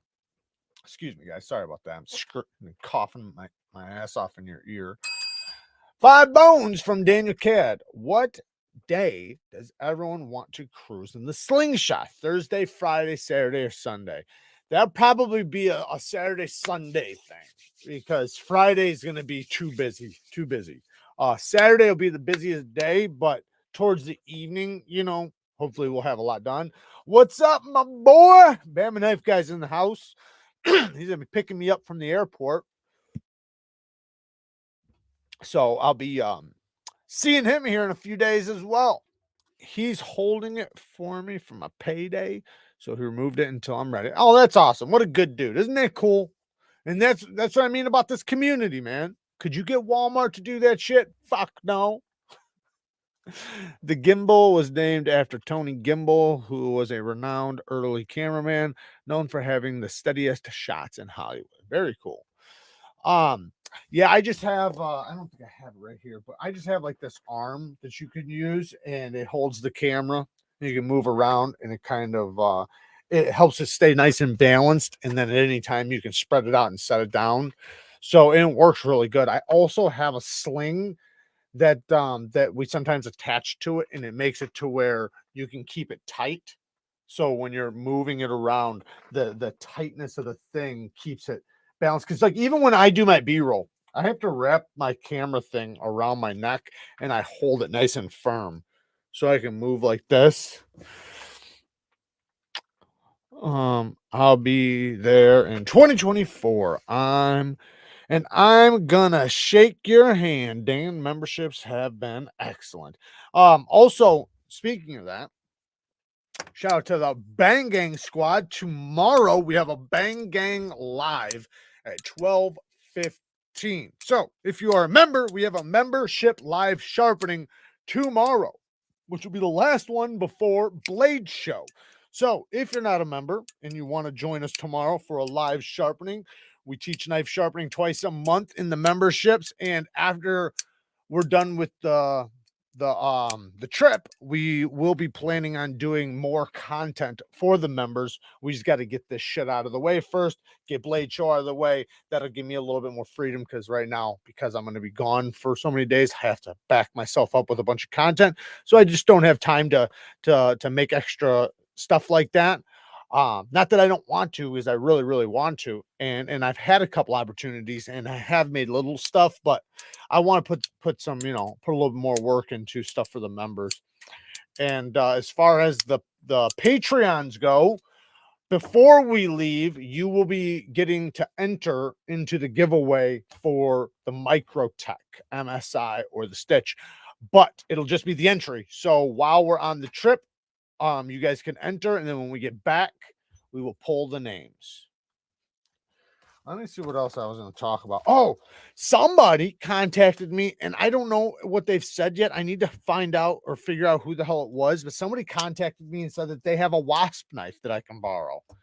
I don't know how true it is. I don't know how legit it is. They could be just blowing smoke up my ass, but it seems legit. So hopefully that happens. Hey, Chris, shout out to Chris. We just got a new member. See it? Got to shout out the memberships. That's how you get members. Yes, tomorrow's Sunday, right? Young German knife maker on YouTube is already in Atlanta. I'm so fucking jealous. But yeah, it's crazy. Somebody contacted me and said they have a wasp knife I can borrow. If that's true and I do get it, I will be buying a ballistic skull for that video. All right, let's see. So I did want to talk about well, I don't know if we should talk about that, but I was going to talk a little bit about steels and soft steels and sharpening soft steels and sharpening hard steels and kind of the difference between the edges you put on each one. But I don't think a lot of people know whether or not they have a soft steel or not. But then again, in the back of your head, you do kind of know, right? If you paid $75 for a knife in M390, it's soft. It's soft, my friend. And if you got lucky and it wasn't soft, then it's probably a bad heat treatment period, right? Just the, you know, the way it works. Not saying you can't get a good knife for that much money, but you're most likely not going to get a good M390 knife for that much money, unless if the other materials are shit, right? So it does depend on the materials. Can you teach me to sharpen knives? I can do my best, Bama. I can do my best. Hey, we got another new member. Shout out to Diodel Do. Thank you for joining the memberships. Let me pull this up and see what memberships you guys are joining. So just so you guys know, if you are a premium member, which would be the Rocksteads, if you're part of the Rocksteads, you actually can get a one-on-one sharpening with me where it's just me and you. Nobody else will see it. No, I won't record it or anything like that. And it'll make it to where I can sit there and help you figure out maybe something you're doing wrong or help you to figure out a way to do something right. And so we got Chris Hinkle. Shout out to Chris Hinkle. He's a new member. Diodel Do is also a new member. So shout out to all the new members, man. And I will see you guys tomorrow at 12:15 for the live sharpening. Hey, I wanted to say thank you for your help last week with the 15V. I went through, I got mine right here, went through and flattened my Veneve stones and got a screaming sharp. Very cool. Yeah, man. Veneve stones every once in a while need some flattening or conditioning. You can get some aluminum oxide powder or silicone carbide powder, and that works the best. It works really fast. You just get like a plate or something, put some of the powder on there, a little bit of water, and then, you know, move the stone around and it'll flatten it. But if you don't have that, you can also just get some other stone. You can get an aluminum oxide stone, and that will help clean off your, like, that's what I use in between flattening.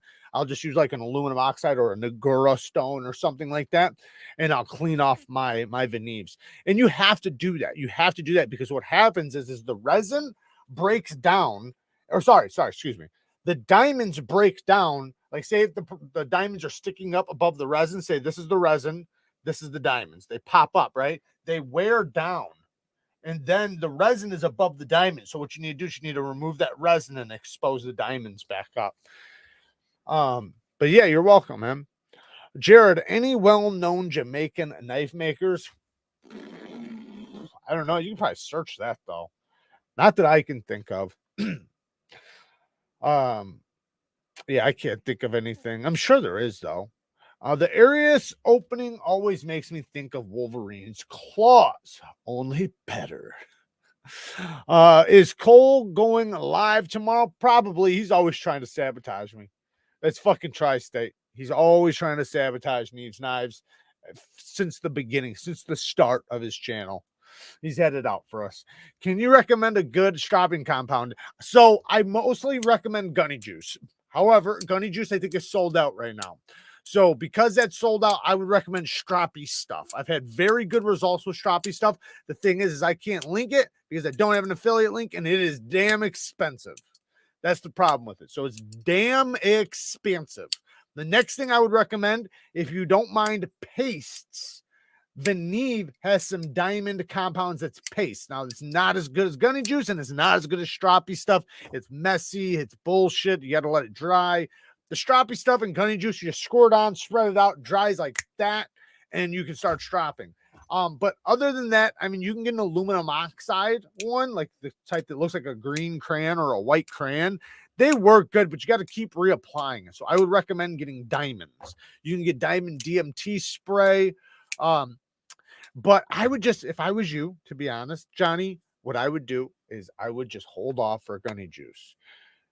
If you need some right now, get some cheap strop and get some green or white compound. And when Gunny Juice comes in the market, comes back, which will be soon, buy that and make sure you have a fresh strop for it because you don't want to mix and match the abrasives. But that's what I would do if I was you, Johnny. Just have something to improvise with right now. And man, I got so much stropping compound. You can probably just get a hold of me. I can send you some. I got probably fucking 100 extras of all different kinds. Not of Gunny Juice. I mean, I have a lot of Gunny Juice, but like I need all those. But I got like a bunch of other stuff though. Okay, that answers my question about the crayon. Yeah, so the crayon stuff is like it's waxy, so you just spread it on just like a crayon, and it's good. It works just fine, but here's the problem, right? So the abrasive is an abrasive, and it works good, but it's not going to work as good as diamonds, right? So that's one factor. But the worst factor is every time you use it. So think of it as like little microscopic pieces of abrasive. That's what it is. Every time you use it, those pieces of abrasive break down finer and finer and finer until they just don't work anymore. So in order for it to continue working as good as it did the first time, you have to reapply it. How often? About once every 5 strops, maybe once every 4. So every 4 to 5 times you strop, you want to give it just a little, and it's a light layer. You're not putting a thick chunk on. You want it as thin as possible because it's going to break down. That's why. So since it's going to break down and you're going to have to reapply it anyways, you don't want to put a whole bunch, right? Because you're just going to break it down anyways. So put a very, very, very thin layer on it. Use it a few times. Apply again. The beautiful thing with diamonds is that it lasts a lot longer. You can get like quadruple the sharpenings out of, one layer of diamond. Probably more than that. It's hard to apply, I think, of putting it in the oven. No, so just what you do is if you have a hair dryer or something, you can heat it up with that. Heat the leather up. That's what you want to do. Get some sort of heat of some sort. Not in the microwave. Don't put it in the oven.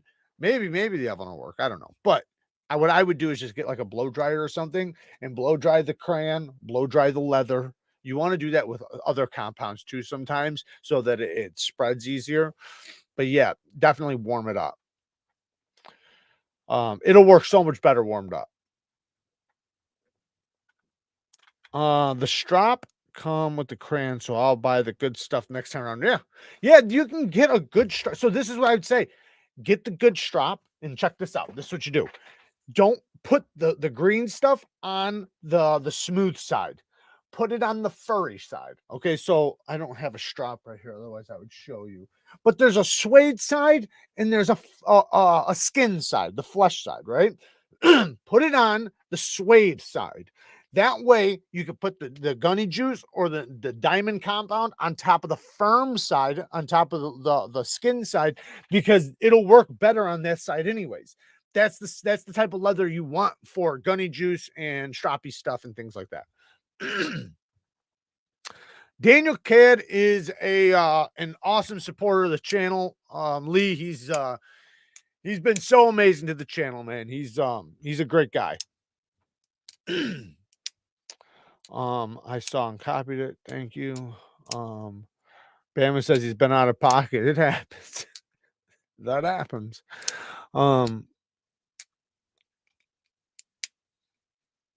Let me put some Vaseline. Oh yeah, why didn't I say that, Dennis? You're right. Sorry, guys, my throat's all fucked up. I'm yelling. Yes, Vaseline is another way you can do it. So you put just a little tiny dab of Vaseline on the leather, and it'll help spread the compound. That's another way to do it. That's actually the way I used to do it back in the day. I haven't used that stuff in so long, so forgive me. I should have remembered that, but that's the way they actually recommend putting it on, is with a little dab of Vaseline. Where is Breeze at? I don't know. He's probably been working a lot. You know, he gets in spouts of work, and sometimes you just need to put your head to the, head down and grind it out, and that's probably what he's doing. So no problem with that. It's always a good thing to be on the grind. I know I try to stay on the grind as much as possible. Shout out to Backwoods. What's up, brother? And did Cat Master do something? Why is everybody? D-Cat has his own emoji. Yeah, he has his own emoji. Kara's in charge of the emojis, and she's even got some in there, I think, of my face, which I did not approve, by the way. So what you're saying is Vaseline is good for the strap-on. Exactly, Dan. I knew you'd understand. I knew it. If I gave it to you the right way, you'd understand it. What a baller, he says. Oh, yeah. So Daniel Kidd supposedly is renting some slingshots for us at Blade Show. So we're going to be ripping. No, Dan doesn't want to go in timeout tonight. Artisan Walker. AG just got the Box Elder Small Sabenza 31. Very cool. Good for you. Any idea how to take care of the wood? Do I need to keep wax on it like the bog oak? I don't think so. I think you just keep it clean. I mean, I would say maybe condition it if it looks, so the way I personally would do it is if it looks like dry or rough, then yeah. But if it doesn't look dry or rough, I would just leave it until. But yeah, I would look it up though and see what they say about it. Because I'm not 100%. Daniel Kidd with the 10 bones, just because we should have knife stipping videos with bow chica bow chicka bow wow music while unboxing. Ha ha. You guys are fucking me up with these messages, man. Bow chicka bow wow. All right, ding ding ding ding. Yes, ding ding. Yeah, look at them faces. What the fuck? What the fuck does Bama have to do to get an emoji? You gotta reach out to Kara. She's the emoji placer. Tiny bit of mineral oil in wax if it ever gets dry. There you go. Tiny bit of mineral oil if it gets dry. That's what I would do too. I'd just wait. Shit, my chat just went crazy. Yeah, I would just wait. What is going on? I would just wait to see if it got dry. If it got dry, then then deal with it then. So where are we at? What time is it? 8:53. Okay, so I want to talk about a couple of the fragrances that I'm going to be wearing at Blade Show. So really quickly, we're just going to talk about a couple things that I'm bringing to Blade Show with me. Maybe you guys that are going to Blade Show, you guys can say what you're bringing to Blade Show. If you're not going to Blade Show, maybe you can just say some shit in the chat anyways and say, maybe what you wear or carry or whatever. But then we're going to get to story time. We have a quick little story we're going to talk about, and it's about dogs. So the fragrance I'm bringing 4 different fragrances with me. Okay. But this is 3 fragrances that I'm for sure bringing. Okay. So one is Mancera Cidret Boise. I think that's how it's pronounced. So I've talked about this stuff before. It is very, very similar to Creed Avantis. Creed Avantis is like one of the most popular men's fragrances. It's a very citrusy, it's a pineapple fragrance in reality, but not pineapple candy pineapple, pineapple plant pineapple. So like it smells like you're smelling like a pineapple plant, but in a good way though. And it's very masculine, very fresh, very citrusy, and it's this stuff though is really, really good quality. This stuff's expensive. There is other brands. Wow. There is other brands that do resemble this a lot. That's a lot more affordable. Great magnetic top. Yeah. Great detent. But no, this stuff just has it's super masculine, super good. It almost like when I think there he is, Maurice in the house. What's up, brother? Hey, Dr. J, I may no longer be into knives, but John at Addicted to Blades 2 is checking him out, guys. Dude, thank you for stopping in. We were actually talking about you a little while ago. I'm not sure if you were in the chat and heard it or not, but shout out to Maurice, long time friend and viewer. I'm glad to see him here, man. I'm glad to see you. So the Mancera, though, very, very fresh, very citrusy, very manly. It's hard to sit here and give you the note breakdown. So what I'm going to do is I'm just going to show it to you because I have two other fragrances really quick that I'm going to talk about. And I've talked about them. Son of a bitch. We'll do it briefly.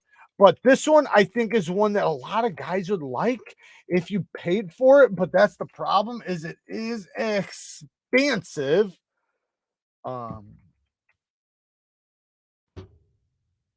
Here we go. Bang, bang. Wait. Oh. Okay. So here it is. Very quickly.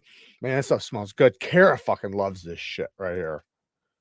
I think that's the right one. Let me make sure. Is that the right one? Yeah, that's the right one. So woody, fruity, citrus, powdery, aromatic, leather, sweet, warm, spicy, animalic, vanilla. So you can 100% take out fruity and sweet. There is not a damn thing sweet about this. There is not a damn thing fruity about this. The fruity is what I said. It's plant. It's like a pineapple plant.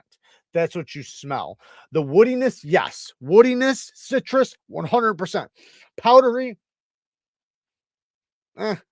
leather, yes. Aromatic, yes. Warm, spicy, no. Vanilla, maybe in the very, very back note. It says spicy notes. It doesn't have spicy notes.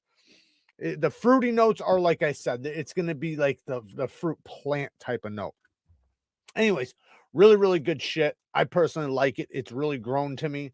Now, the next one I'm going to wear. Now, this is going to be probably my main wear just because I absolutely love the scent of this stuff. The problem with it is it doesn't last a super long time. However, and I've talked about it a lot. However, I can just load it up, and that's what I'll probably do. So this one is my Coach for Men. The Coach for Men is it's a sweet, fresh shower jelly type of fragrance. Everybody loves it. Nobody can dislike this. The scent is like one of the best fragrances you could get for a man fragrance. Absolute 10 out of 10 scent. Citrus, aromatic, amber, fresh, spicy, fruity, sweet, woody, warm, spicy, lavender, animalic. Exactly that. 100% that. You do get a good sweetness and fruitiness right off the top, mixed with some citrus, mixed with a little bit of woodiness. Absolute banger. And it's very affordable too. Absolute banger that is affordable, but it only lasts about 4 hours. So what you want to do with it is you want to douse it up. You want to really pop that shit on. You want to do like 15 sprays. Then, yeah, you're going to smell like a whorehouse for about 10 minutes, but it'll die down pretty quick, and then it'll at least last about 6 hours. What I like to do is I bring a little tester thing with me, fill that up, then like halfway throughout the day, I can squirt on a couple little squirts on there, or squirts of it, and then it'll last a lot longer. And dude, I'm telling you, try this shit, guys. Try it. You will love it. Now, my next fragrance is another Coach fragrance. It is the Coach for Men Platinum. Now, the thing with this one is,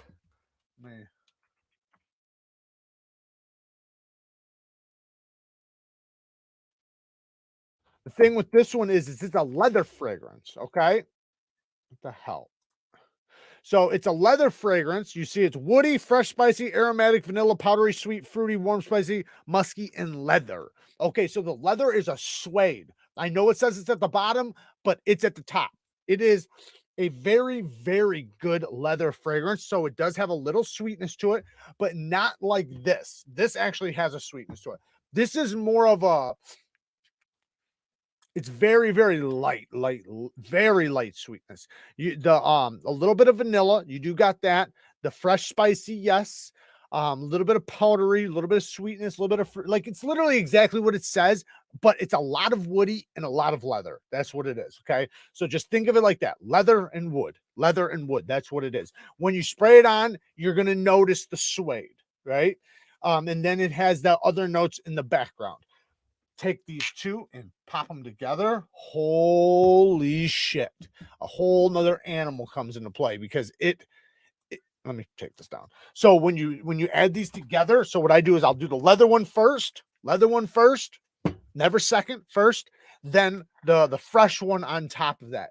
And it gives me a super sweet, fresh leather fragrance, which when you think about that, doesn't really blend in when you're in your brain, it doesn't at least, but in practice it does. So there's not too many fragrances out there that, lean towards the sweet and leathery, at least not that I can think of, but these two, they blend together really, really nicely. And like I said, it basically, you buy these two, you have 3 fragrances. So you can wear just this one, or wear them together. And they're completely different, all 3 of them. So that's awesome because they are opposites. They're not the same at all. Some fragrances where you have like the two same company, so they'll have similarness to them, or they'll be like almost just alike with like one note missing. Those two are 100% opposites. One's a summer fragrance, one's more of a nighttime, maybe a little bit colder weather, maybe a rainy day, cloudy day, that type of fragrance. It's not going to be like a summer heat fragrance. And I'm talking about the platinum. The platinum is not going to be a summer heat fragrance, but this one is. So this one, you can do the colder weather. This one, you can do the hot weather. Then you can mix them just to do it. All right. Just walked into the stream and heard something about leather and wood. Not sure if this is Neve stream or some PDS. Thanks, Rainey. Yeah, we do fragrance of the day, but now we are moving to, and I didn't link any of those fragrances, but you could technically just go to my Amazon store down in the description and type them in. They will pop up. Who do we have in the chat? What are you guys saying? Our house is going to smell like a whorehouse. Yes, it will. But hey, at least we'll have the best smelling house on the block, though. That's all I got to say. Hopefully no whores go walking by because they'll be coming and knocking. Story time. Yes. So I was going to talk about some criminal shit, but instead I thought about talking about my old dog. I seen a dog earlier and it reminded me of my old baby. So I figured I would talk about her, and I'm going to talk about a couple other dogs too. So first we're going to check this out, which is a type of breed. And I've trained these dogs before. Maybe we can watch some videos on some. Let's look at some images first and then we'll check that out. So, and the breed I'm talking about is the Cane Corso. A lot of people pronounce it Cane Corso. It's Cane Corso. Trust me on that. I was a dog trainer.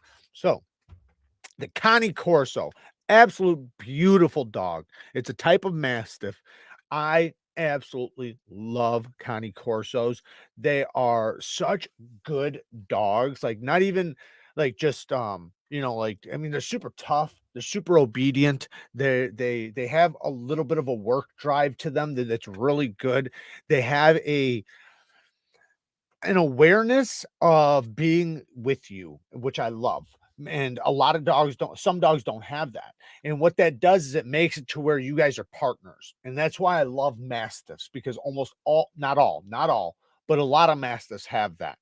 And when you're training mastiffs, it's one thing that can benefit you, because as long as you know how to be an alpha, and as long as you know how to be a pack leader, and a fun pack leader, remember, the pack leader is fun. The pack leader, has direction and is demands obedience, but is also fun. He makes it to where the one that's second in command, or the dog, you can say the dog, is going to have fun following you. Beautiful dog. But anyway, see this dog, this is almost exactly what one of my dogs looked like. So I had a bull mastiff. We're going to look that up next. A brindle bull mastiff. So I had a bull mastiff, as you guys can see. Can you see that? Yeah, you guys see it. So I had a bull mastiff, but mine was a brindle. So here's a brindle right here. Oh, there you go. So bull mastiffs, absolute monsters of a dog. They're beasts, but badass dogs. Now, my bull mastiff was a rescue. She was found on the streets, and a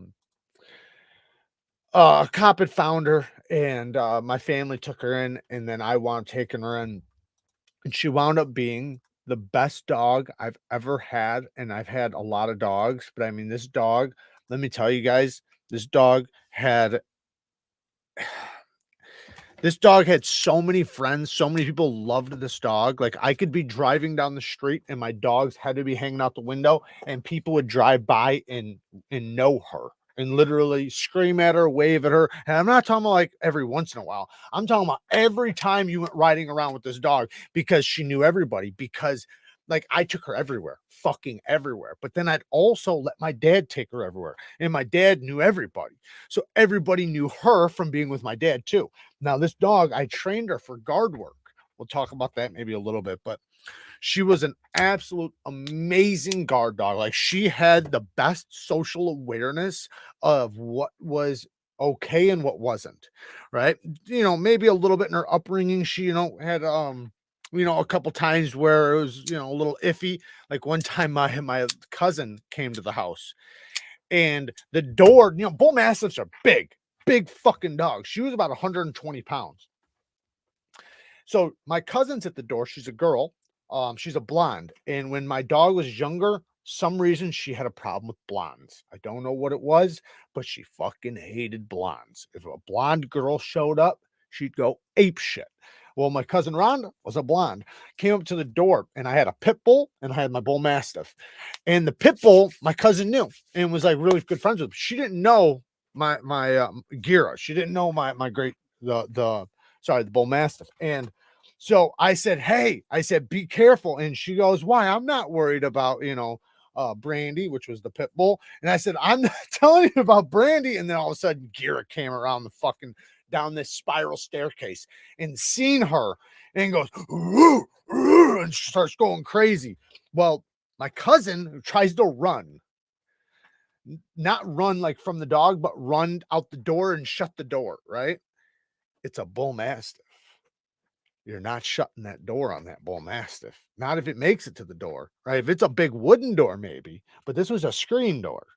That dog hit that screen door, broke it right off the hinges, knocked her back. She fell down, and the dog was on top of her like this, and knew better not to hurt her, but knew enough to hold her down. So, I hadn't completely done guard work with her, and we're going to talk about why she did that here in a second. So what she did was she literally did the instincts of a bull mastiff. So those of you that don't know, bull mastiffs were originally bred for poachers. So poachers back in the day used to come on people's lands, and they would poach animals off their properties. So farmers and people who owned lots of land would get bull mastiffs, and the bull mastiffs, especially the brindles, because the brindles blended in with the woods, with the the environment. So they'd get brindle bull mastiffs, and they would walk their property, and the dog had to be tough enough to take out the hunter's dog and the hunter, and was not supposed to maul the hunter to death, but had to be able to tackle the hunter and hold him down by the neck. You guys can read about this shit. So bull mastiffs were trained to hold people down by the neck without killing them, which is crazy to think that a dog is going to beat up a dog and then attack a person and then hold that person down until you can get there.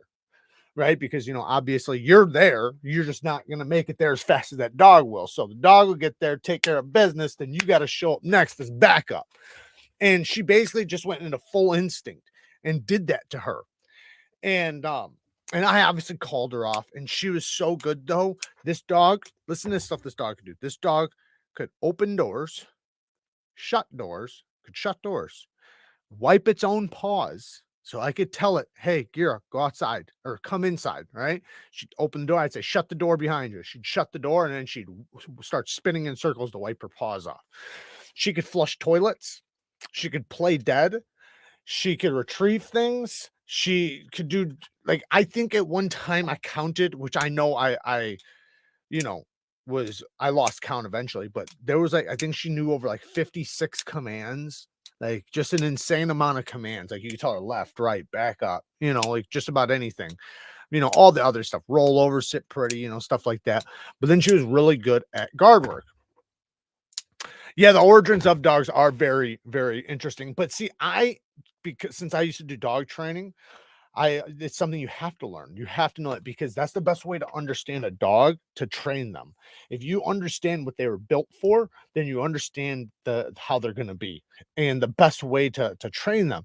Because the best way is always going to be in what they were built for, you know. That's why, like, I get up and I don't get mad, but I get upset sometimes when I see certain people with certain dogs.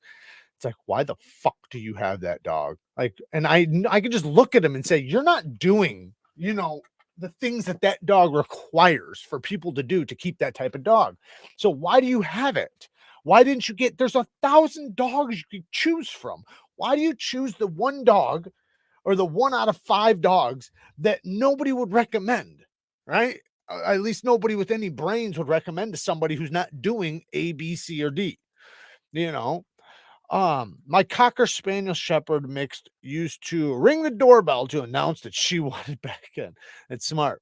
So, my Bull Mastiff, I could teach her things in just a few minutes. Like I could teach her something because she was me and her had such a good connection. And that's what I mean about Mastiffs. Mastiffs have an awareness if you're a good trainer, right? Obviously, you have to fulfill the trainer part. So if you're good at dog training, they're very easy to train. They're very responsive. They have a nature to them that like Bull Mastiffs don't really run off because they have this like, remember how I was saying how they were bred for properties to stalk the property, or not stalk, to walk around the property and find poachers. Well, because of that reason, they have it's just in their nature to not leave. Like their nature is to walk around the property and then lay down and watch that property. And that's what they do. And that's what my dog would do as long as the day was. Like that's all she would do is just guard. She was on guard 24/7. Like that's what she loved. She had all kinds of other jobs and she'd do all kinds of shit during the day, but she loved to just sit there and fucking stare and guard, right? I never worried about her running off because she's not that type of breed, right? And she was well trained. But because she had that in her nature, it was just so easy to teach her anything. Now, I've taught dogs that were smarter and could learn faster because they're working dogs, but she was literally the best dog. And there are probably 200 people that would stand by this as well. So it's not just me saying it because it was my dog. There's at least 200 people that would say the same thing, that was the best dog that ever lived. Like that dog was, I could bring tears to my eyes because I love that dog. Brad Lennox, 20 bones. Thank you, man. Smiley, named at the shelter, was a rescue pit bull. Kids would jump on him at parks and he'd bear it with licks. Parents, oh, what a wonderfully mannered dog. What kind is it? Pit bull. You never believe they're surprised. Yeah, I would, because I trained probably more pit bulls than any other breed. So, you know, I know everything about pit bulls, but technically, like in other countries, they're called the nanny dog. So because they're so good with children, pit bulls are actually by nature good with children. Like they are, because their skin is super tough. So, like, say if you have a pit bull sleeping, right? A pit bull sitting there sleeping, snoring, you can walk up and pinch him as hard as you fucking can. That dog won't even it won't even crack its eyes open. It literally won't even feel it. Just sit there and sleep through it because their skin and their hide is so tough. So that's why when kids are jumping on them and playing with them, it doesn't hurt them. Now, that doesn't mean you don't need to train your dog to be behaved around children, because you should. And there's ways to do it. If you guys ever wanted to talk about it, I could talk about it, but there's little techniques to do to teach dogs how to be appropriate around children, especially babies. But you want to teach all dogs to be appropriate around children, especially dogs like that. And it's not that they're a bad dog, it's that they're tough. They're tough, so they don't go through the pain like other dogs do. So if they're not trained appropriately, they can run into things hard. Like I had one, my bull mastiff was running, going fucking 100 miles an hour, and went to do a dead stop, went right into the side of my Honda Civic and smashed the whole side panel, just mushroomed it, just all the way in. And it's like, that ain't popping out. And she hit it and kept going. Just bam, full force, probably 30 miles an hour, dented the whole side of the fucking front end of the car. And then she just got up and kept running. Like, it didn't even phase her. Jared, do you like Monty Blanc? Do I like Monty Blanc? Let me look that up. Monty Blanc. I don't know if I've tried this stuff. I don't know. I don't think I've tried this stuff yet. I've actually heard of it, and I heard it was good, but I haven't tried it. I've heard of it though, so maybe I need to try it. Why, is it good? Dogs do not even know their own names. That's not true at all, actually. Dogs do know their names. You just have to understand how to tell them their name.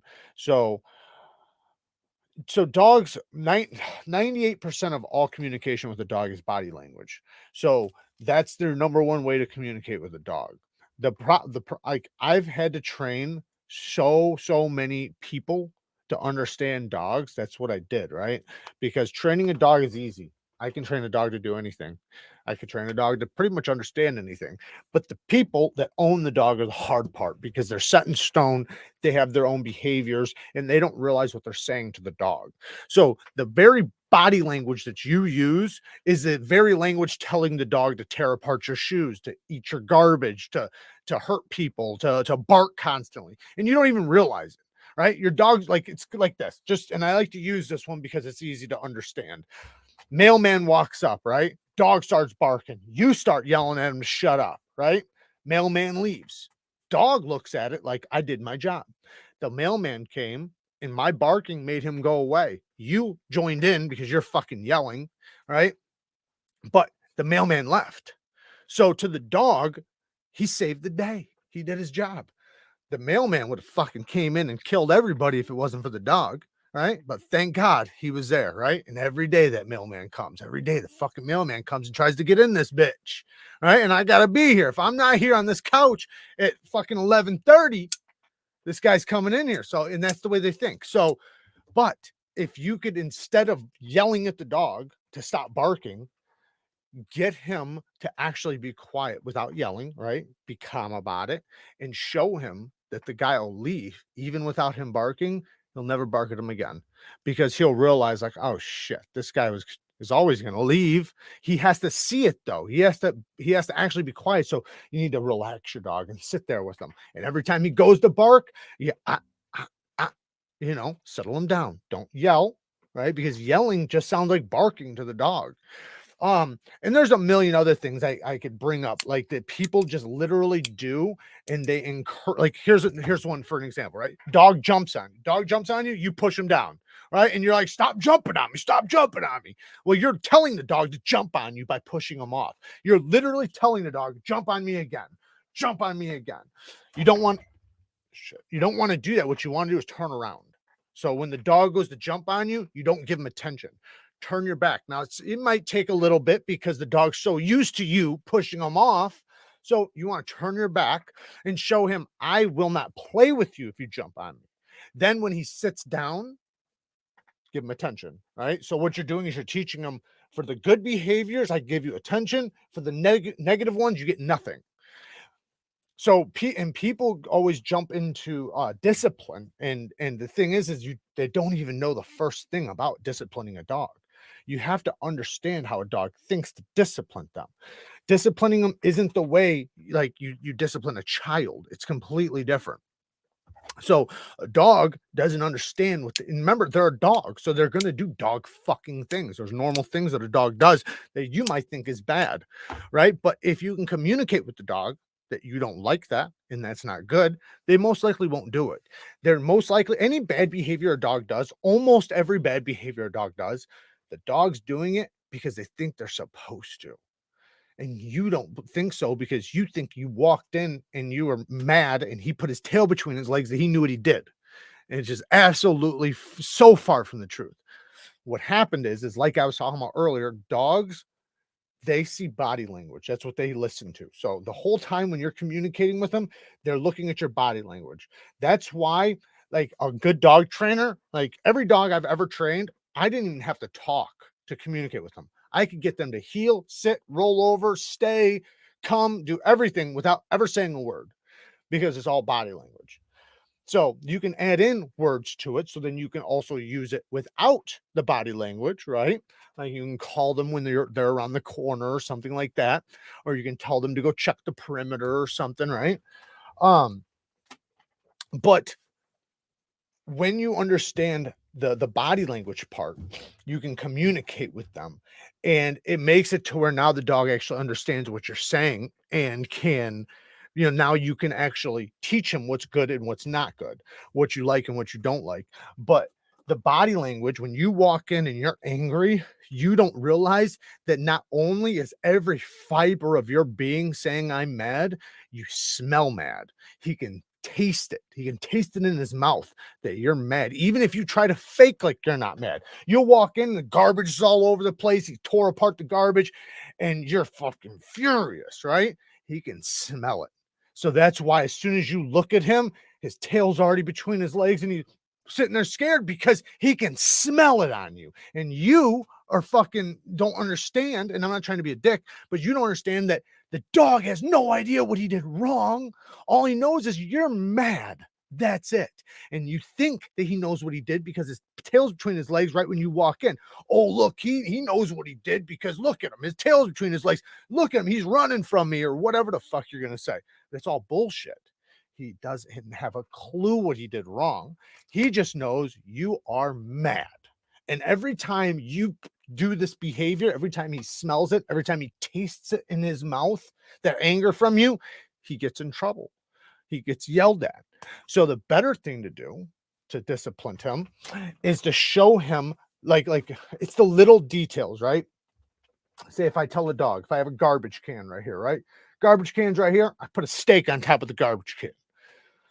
Dog wants to get in that garbage can. Most likely the dog doesn't think he's not supposed to get in the garbage can. He thinks he's not supposed to get in the garbage can in front of me because that's what most people teach their dogs. Most people teach their dogs, you can get in the garbage can, but it has to be when I'm gone. So then they tear apart the garbage can, they get to the treat, and fucking when you get home, you get mad. But they don't even know why you're mad because he doesn't know he did anything wrong. So the reason why he thinks he's supposed to is because he gets it. He has the reward. The reward is the steak, right? So since he's rewarded for you leaving and him getting the steak off of the garbage or whatever, now, yeah, you're mad later, but he don't know why you're mad. He just knows he was rewarded for a steak earlier. Now you're walking in all pissed off, right? And you know the worst thing you could ever do is be mad at a dog that runs away.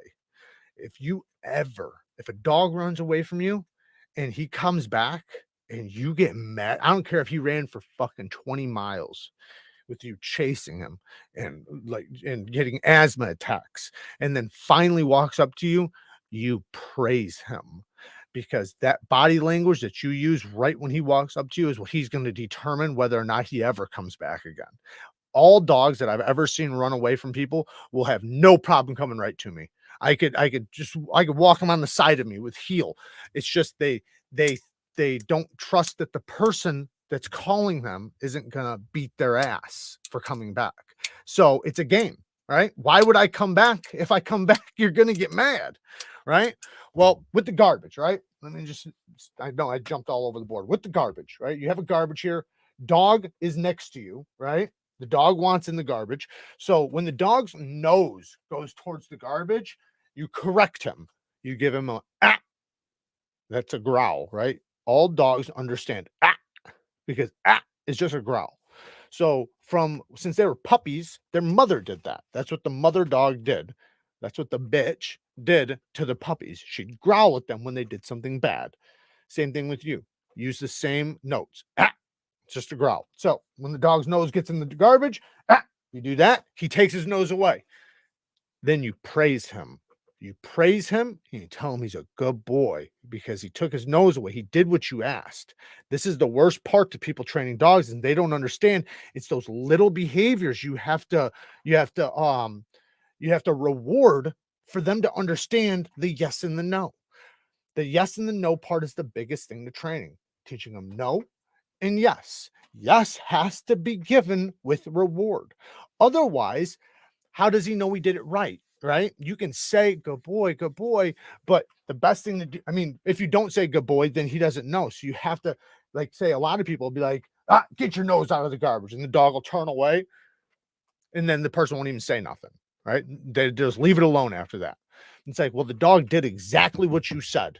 Exactly what you said. He did it right. And then you're not even going to reward him for doing what you said. So now he doesn't even know that that's what he was supposed to do. He just knows you stopped yelling. That's it. Dogs never learn from negative.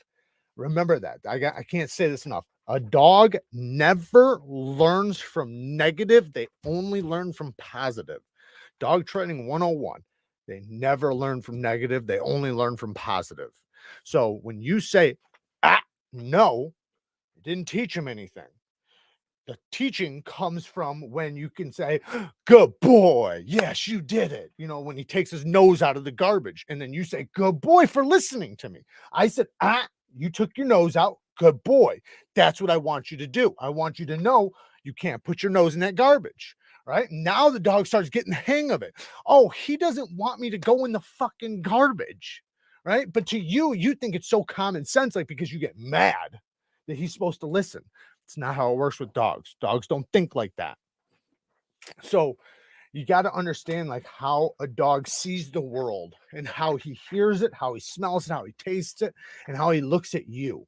And when he's looking at you for the praise on what he does right, not what he does wrong. What he does wrong, you can use that to correct him to do something right. Right? Say, and I'm just using this as an example. Nose in the garbage. That's something wrong. You correct him. Ah, but then when he takes his nose away from the garbage, now you praise him for doing that. Now you've taught him what to do, not just what not to do. Right? That's the biggest thing. You can teach a dog not to do something, but the best thing to do is teach him how to do something or what to do. So instead of doing this, do this. Like with when running away, right? Here's one.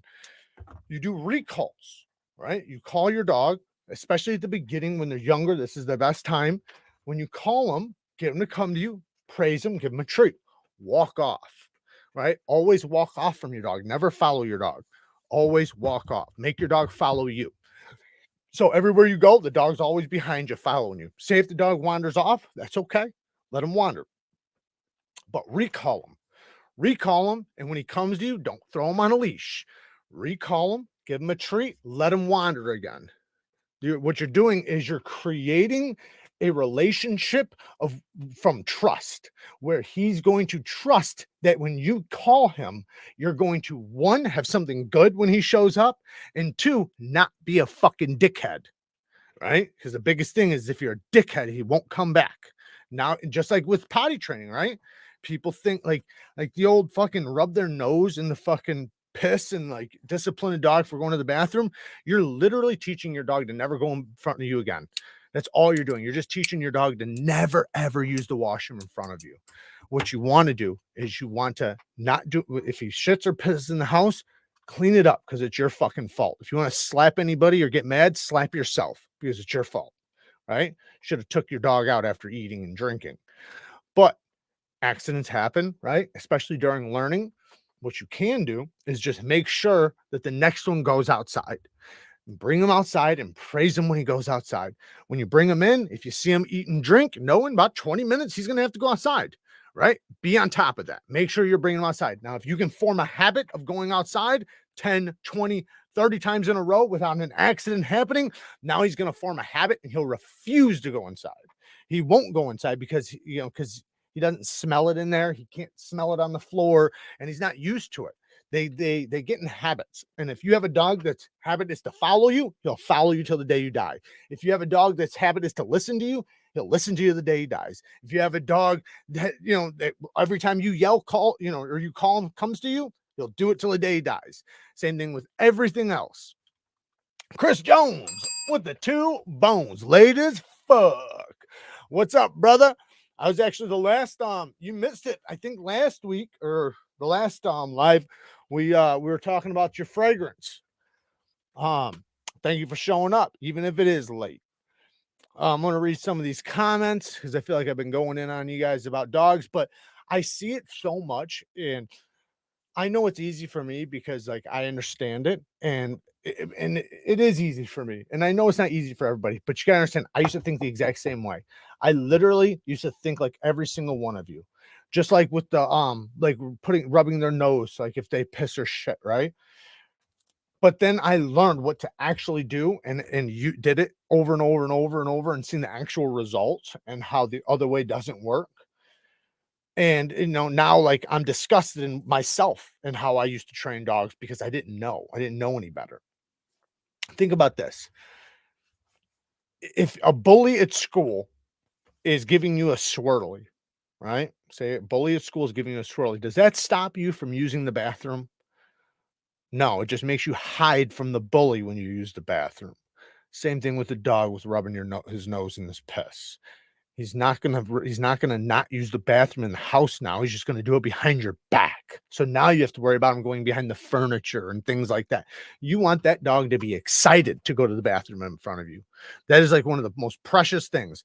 He needs to trust you and he needs to want to go to the bathroom in front of you. That way you can teach him to go where you want him to. If he's scared to go in front of you, how the fuck are you going to teach him to go where you want? Dukes of Hazzard, thank you, brother. Appreciate the 2 bones. Currently on the toilet. Good boy. Oh yeah. Bama Dan just hit him. He will learn to shut the fuck up, but I assume you want him to be silent while living in fear in general. You got to be more exciting than anything around him. Not sure what you guys are talking about. I'm gonna read some of your guys' comments. But no, you want to be the funnest thing in your dog's life because that's what an alpha is. The alpha shows you where food's at. The alpha teaches you. The alpha takes you places. The alpha is adventurous. Like the alpha tells you where to sit, where to sleep. In a wolf pack, dogs don't just get to sleep, or sorry, not dogs. Wolves don't get to just sleep where they want. They don't get to just sit where they want. Only where the alpha wants them to. Same thing in your pack should be that way, but it's not an abusive thing. It's just correcting them and showing them, nope, you sit here. Nope, you sleep here. No, you don't walk through the door first. I do, right? But you bring them everywhere. Bring them everywhere. Let him meet as many animals as possible, as many people as possible, as many children as possible. Get him as well-rounded as possible. Make sure when he's walking around with his chest out and he's looking confident. Like when I see a dog walking around and they're not confident, I know like something happened, right? And I'm not saying there's not some behaviors because of rescue dogs and things like that. I get it. Some dogs come with some issues, but your goal is to make your dog as confident as possible. So that when he walks around with his chest out, head up, looking at everything, not scared of the world.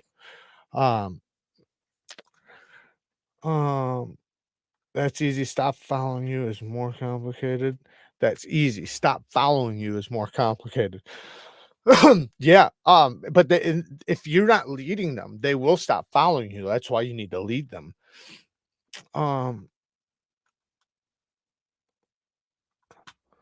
Sup, dog? Sup, dog? It's always easier when someone knows what they are doing. Teaching is what you're doing. There is the difference. Yes, right. Yeah, no, it is. It is a huge difference. Just like when I first started learning it, I had heard the things that I learned, but and had tried them. That's the thing. This is the fucked up part, is you think you're doing it. Right. So, like, say if they say, do this, this, and this, and you're like, I tried that, I did that. You know what you're failing at? Even if you think you're doing the behaviors right, the number one thing you're doing wrong, and this is the most important thing we talked about at the beginning, your body language. You can do every step correct, just like the book tells you to do, but your body language is literally telling the dog the opposite. And that's what you need to work on. Like when you call your dog and you're teaching your dog heel, right? You're supposed to walk with your shoulders back, walk with authority, walk like you're about that life, so that the dog looks at you as an authority figure and is looking up to you, right? You're not aggressive to him, you're a friend to him, you teach him, but you're direct and you have an authority. So, you make sure he's put in check, but in a good way. And when he does the behavior right, you praise him for it. And you give him as much, like, you want him to be so happy to be with you. Like, you want him to, like, man's best friend is the most truest statement ever. I swear to God, I love dogs sometimes more than people. I don't really mean that, but dogs are truly man's best friend, man. That is real, like, real love right there from a dog. Jared is all over this. I need to come back to this to get my headspace right when I get this Roddy protection dog's best friend. Yeah, I've had a few rots. Man, I had this one Rottweiler, had the biggest dome on his head. He had like, it was almost like a spike. His head went up like this, and people would pet him and be like, what the fuck? It was just like a bone on the top of his head, and you get like headbutt shit. This dog was the craziest dog I've ever seen in my life, though. Awesome dog. Anyone ever notice all the absolute best people in the knife community are at Jared and Kara's live stream? That's awesome, man. Thank you. And I appreciate that. I love having the best of the community in the chat. Let me see who's all here. 93 people in here. I appreciate all 93 of you. Hopefully I didn't miss anything. These are great tips. Thanks, Jared. Instilling confidence in an animal drastically increases their quality of life, makes the human's life better too. Absolutely, Bob. And I'm glad you said that, because that is the biggest thing, is that people don't bring their dog everywhere out of convenience, right? Think about this. This is huge. People don't bring their dog, say, out to the mailbox, right? Say if you're going to get your mail, right? It's just at the end of the driveway. Why don't you bring your dog? Because it's inconvenient, right? But what if it was convenient? What if there was no inconvenience at all? The dog followed you everywhere. You didn't even have to second guess whether or not he'd be at your hip. Not even a thought in your brain that he would ever run off, and he would. For a fact, you'd put $1 million on it that a squirrel could run by and he will not run off. When you know that, you can bring your dog everywhere, and you can, and he'll listen, and he'll be appropriate. He's not going to go running across somebody's fucking kitchen table or knocking children over. But you got to create that relationship with them. And then you have that special bond where you can just take him everywhere and anywhere, and he's right there. Man, I can't wait to get another dog. Not everyone acts that way initially, but someone did learn some proper dog training. It actually helps even the human self-esteem. Yes, it does.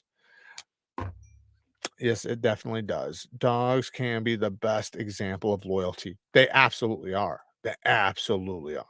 Dog is the it's like the pure definition of what the hell's the word for it? Unconditional love. Unconditional love. Elias, I don't mean that in a bad way. He saw I can handle my shit, but he's all in if it comes to protect the mommy. Dogs definitely have personality. Some are assertive, some are more straight up scared. My mom's dog was skittish like crazy, terrified of her own shadow. So it's the nature of the dog. So you have to find out what the breed of the dog is. That's why when you get a bunch of mixed breeds, it can be a little bit more difficult, because you might not know what's in their bloodline. But if you know what's in their bloodline, that gives you a better idea of what they were designed for and what type of nature they have. Now, they all have their own personalities, of course, right? And they also have their own experience. So they have their own experience and their own, personality. But what you want to do, what your goal is, regardless of what that is, you're trying to create new behaviors and a new personality, something that's set in stone for the rest of its life so that it behaves a specific way. If a dog is skittish, you want to try to get it away from that. Now, I'm not saying it'll always be perfect and that the dog is going to never be skittish, because skittish dogs usually act skittish for a long time. But you want to work on that so that the dog can get better and better and better at being brave, at trusting you, and not, and also look at the things that are making it act like that. And in some cases, man, you wouldn't believe like how sometimes like you're literally doing it. And it's not me being a dickhead by saying that, because I was that guy. I've done it. But when you actually understand how to train a dog the right way, you learn all the shit you're doing wrong. You learn like, oh, fuck, he was chewing up my shoes because I told him to. Oh, fuck, he was lunging at these dogs when I'm walking by because I'm literally telling him to lunge at these dogs. He's knocking kids over because I'm telling him to. You wouldn't believe all the shit you tell your dog to do, and you don't even realize it because you're using the wrong body language. Your body language is all over the board and the dog doesn't understand it. So you're telling him dumb shit and you don't even know it. Go bring out that wolf in them, even if it's only like 2%. And that's why I don't ever recommend people get huskies, is for that reason. Those first wolf pups that bonded with the tribe, mated with the tribe, led to this amazing outcome. If your dog checks you, don't you have to assert your dominance? Not trolling generally. No, that's a good question. It's a good question. And yes, absolutely, because the dog's going to. That's the thing. Dogs are always going to. So it's like a child. A child does the same thing. A child in their 2s, 3s, and 4s, they're going to push the limits. They're going to see, what can I get away with? How far in this line can I push? Dogs are going to do that too. So it's up to you to catch it before it happens. Like, notice when it's happening, right? You don't want to catch it after it happens. You want to catch them in the moment of doing the thing, whatever it is, right? And I'm trying to think of an example, but like, let's say if it's let's say if it's walking through the door fast, right? Let's say when you open the door, he fucking bums rush right through the door and fucking doesn't even look at you, right? That's disrespectful. Your dog should never do that.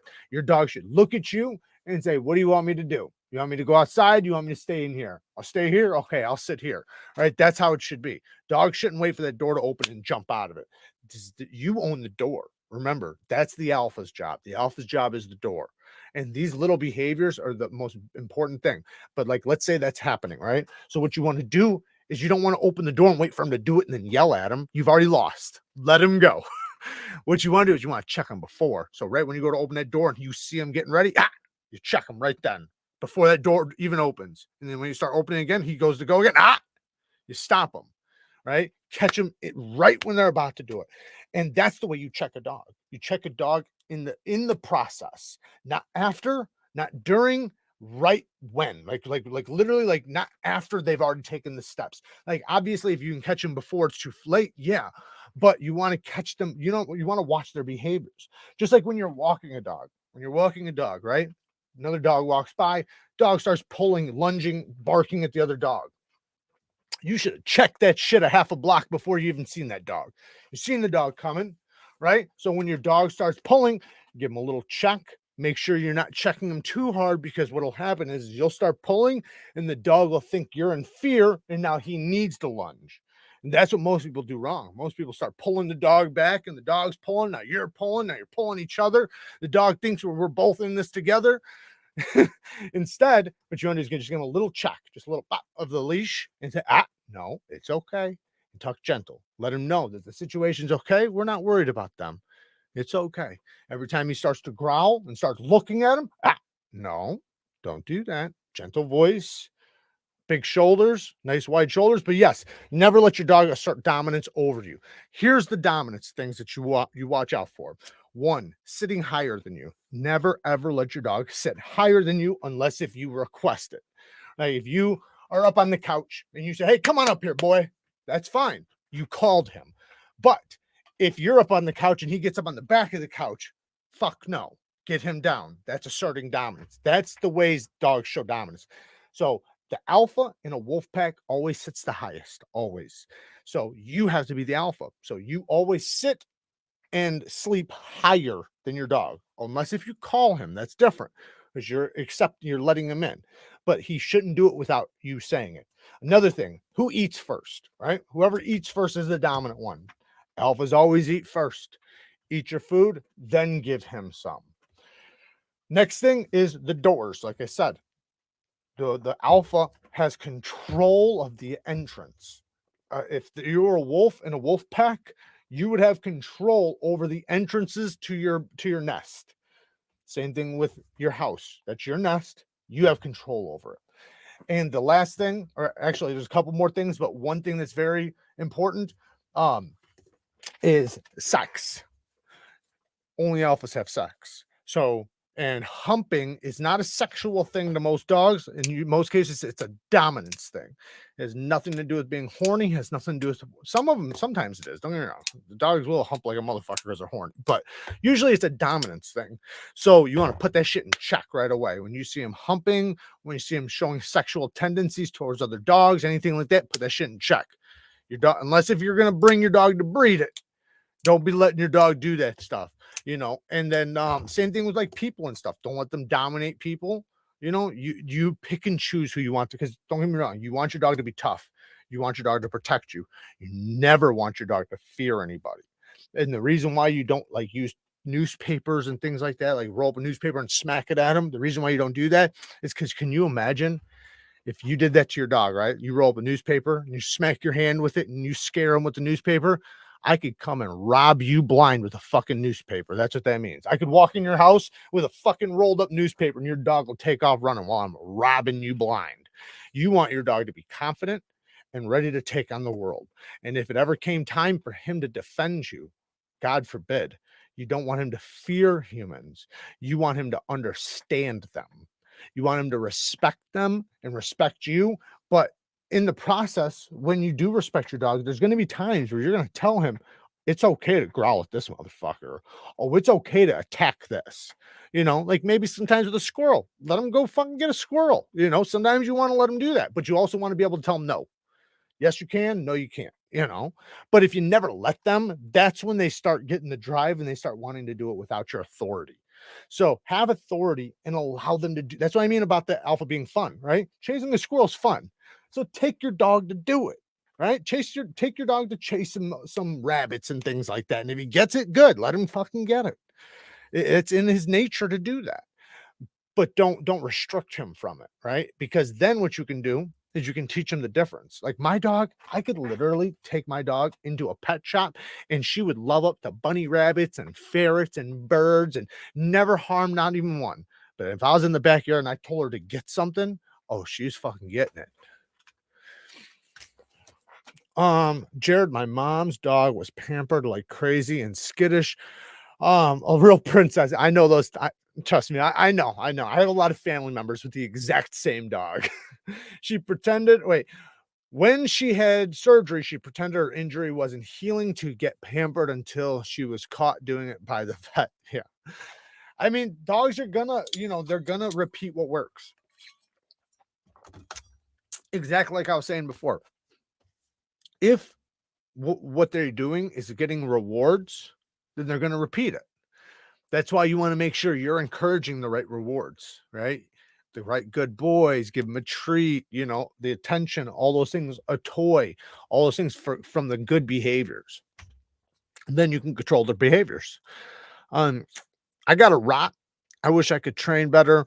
It's not an alpha beta thing. It's just that he's dumb as fuck. He's not dumb as fuck. I'm telling you. So that's the number one thing everybody would always say to me. And I would walk in and have that dog doing 10 commands before I'd leave perfectly. It's you. It's 100% you. There's no such thing as a dumb dog. In all my years dog training, I met one dumb dog, and the dog wasn't dumb forever. He was hit by 3 cars in one sitting and got brain damage. It's the only dog I've ever met that was dumb. Every other dog, the 1,000 dogs that people told me were dumb, were all highly intelligent. And the thing is the most intelligent dogs are the worst dogs, because The most intelligent dogs are the dogs that get into the most. They do the most damage. They're the most intelligent. They know how to get away with things. They know how to do this. They know how to do that. And it's intelligence. But you have to know how to use that intelligence. And the dog's not dumb. You just have to learn how to train him better. That's all it is. You have to learn body language, learn how to speak dog. And the biggest thing is you have to drop everything you've been doing. If you want your dog to listen to you and look at you differently, you need to start walking into the room and being a completely different person, because most likely right now you've already fucked up the relationship between you two and his ability to look at you as an authority that he wants to listen to. Right? I'm not saying he's not going to listen to you, because he will, because he has to, because you're the alpha in the room. But are you the authority that he wants to listen to? Does he look at you constantly like, what's next? What do you want me to do? What do you want me to do? What do you want me to do? You want me to do that? No, no. Okay, I'll sit here. You know, like, is he always looking at you for what to do? If not, then you have no authority. So you have to build that relationship back up. And the way you can do that is go have fun with him. Go have fun with him. Take him places, take him to 1,000 places in the next, like over the next 3 to 6 months, take him to do 101 things a week. Literally, I'm not exaggerating. Take him every day, all day places. Teach him like to be around people, get him to do exciting things and fun things. And then during that process, you can grow a relationship with him that makes him say, man, this guy's really cool. He's fun as fuck to be around. Rottweilers are working dogs. Remember that. They're a working breed. Rottweilers are a working breed. That means they have to have a job. If I asked you right now what your dog's job is, what would you say? Because if it was my dog, his job would be multiple things. One, he would have to protect the house. That would be one of his jobs. Number two, he'd have to check the property multiple times a day, and he would know how to do it. Number three, he would know how to bring me things. He would go and retrieve things, and he would get them whatever I asked, and he'd bring it to me.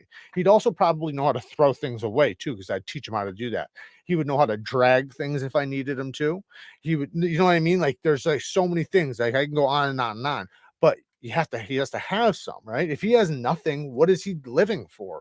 Like, that's what he's thinking. So now he's just looking to get into shit, right? Because he has nothing to live for. So give him something to live for. Yeah, my golden is super smart and he's a freaking asshole. Golden retrievers are family dogs. So you're talking about two different breeds right now, right? That's just like I was saying before. A retriever, a golden retriever, a Labrador, those dogs were hunting dogs. It's completely different. One dog is made to hunt and to work side by side a person during hunting things. So that way the dog had to be good at retrieving things. The dog had to be good at swimming. The dog had to be good at the things that make a really good dog inside of a house. That's why they're such good house dogs and family dogs. A Rottweiler was bred for work, for pulling and guard work and chasing down flocks and protecting flocks and things like that. Like, you know, like just a completely different job than a golden retriever. And their intelligence is just different. A Rottweiler is a lot more stubborn. A Rottweiler is a lot more hard-headed, but you're supposed to use that to your benefit. And I know it's difficult when you're like in the middle of it, like to understand that these behaviors are perfectly natural and normal, and you have to exploit them in a way. But that's what you got to do. But yeah, there's so many badass dogs. Though the thing is if you're gonna get a dog, know what dog you're getting. I can't scream that enough. The majority of people where I've trained their dogs, they had dogs that they should have never had. They had dogs that there's a breed out there that would have been perfect for them, but no, they got the exact opposite of that. They got a dog that's like, why'd you get this fucking dog? For example, my own sister, right? Sister calls me up and says, hey, I'm getting a West Highland White Terrier. I said, oh, no shit, really? I said, oh, so you're digging trenches? And she's like, well, no. I said, you're not going rat hunting? You're not rat baiting? She's like, well, no. I mean, why? Why the fuck are you getting that dog then? That dog is a tunnel dog. It's a dog built and designed to hunt rats in tunnels. Like literally everything about it. Its tail is made to be pulled out of a hole. like in case he's in a fight down there, so you can grab and pull him out. That's what their tails are made for. Their barks are made to be heard like 6 feet underground. That's why they have such a loud bark. Their white fur is so you don't fucking shoot them, so they don't look like the rabbit or the rat they're chasing. They look different. Everything about them, their feet are built for digging. They're the exact, they look like if you look up a picture of one right now, West Highland White Terrier, it looks like a little fluffy kid's dog. It looks like something you're just going to pet on your lap. It is the exact opposite of a lap dog. This is the most craziest, courageous dog that will dig your whole fucking yard up and will fucking run circles around you, barking like a madman, because that's what they were designed for. They're fucking made to do that. So you're literally going to get a dog that's designed to fucking hunt rats in a major way. Like there's all different types of dogs that were made for rat hunting, but these dogs were made for rat hunting down to the digging them up part. So it's like, it's just, why would you do that? Why would you get that type of dog unless, and especially considering you're trying to get the dog as a lap dog, right? You have kids and you're going to get a dog to be on your lap and play, when this dog will never, ever want to be on your lap. He will never, ever want to be on your lap. They're not built for it. There's lots of dogs that'll love to be on your lap. Even a Great Dane. Fucking Great Dane is the biggest lap dog. They'll get right on your lap and lay all over you. Not a West Highland White Terrier. They don't want to do that.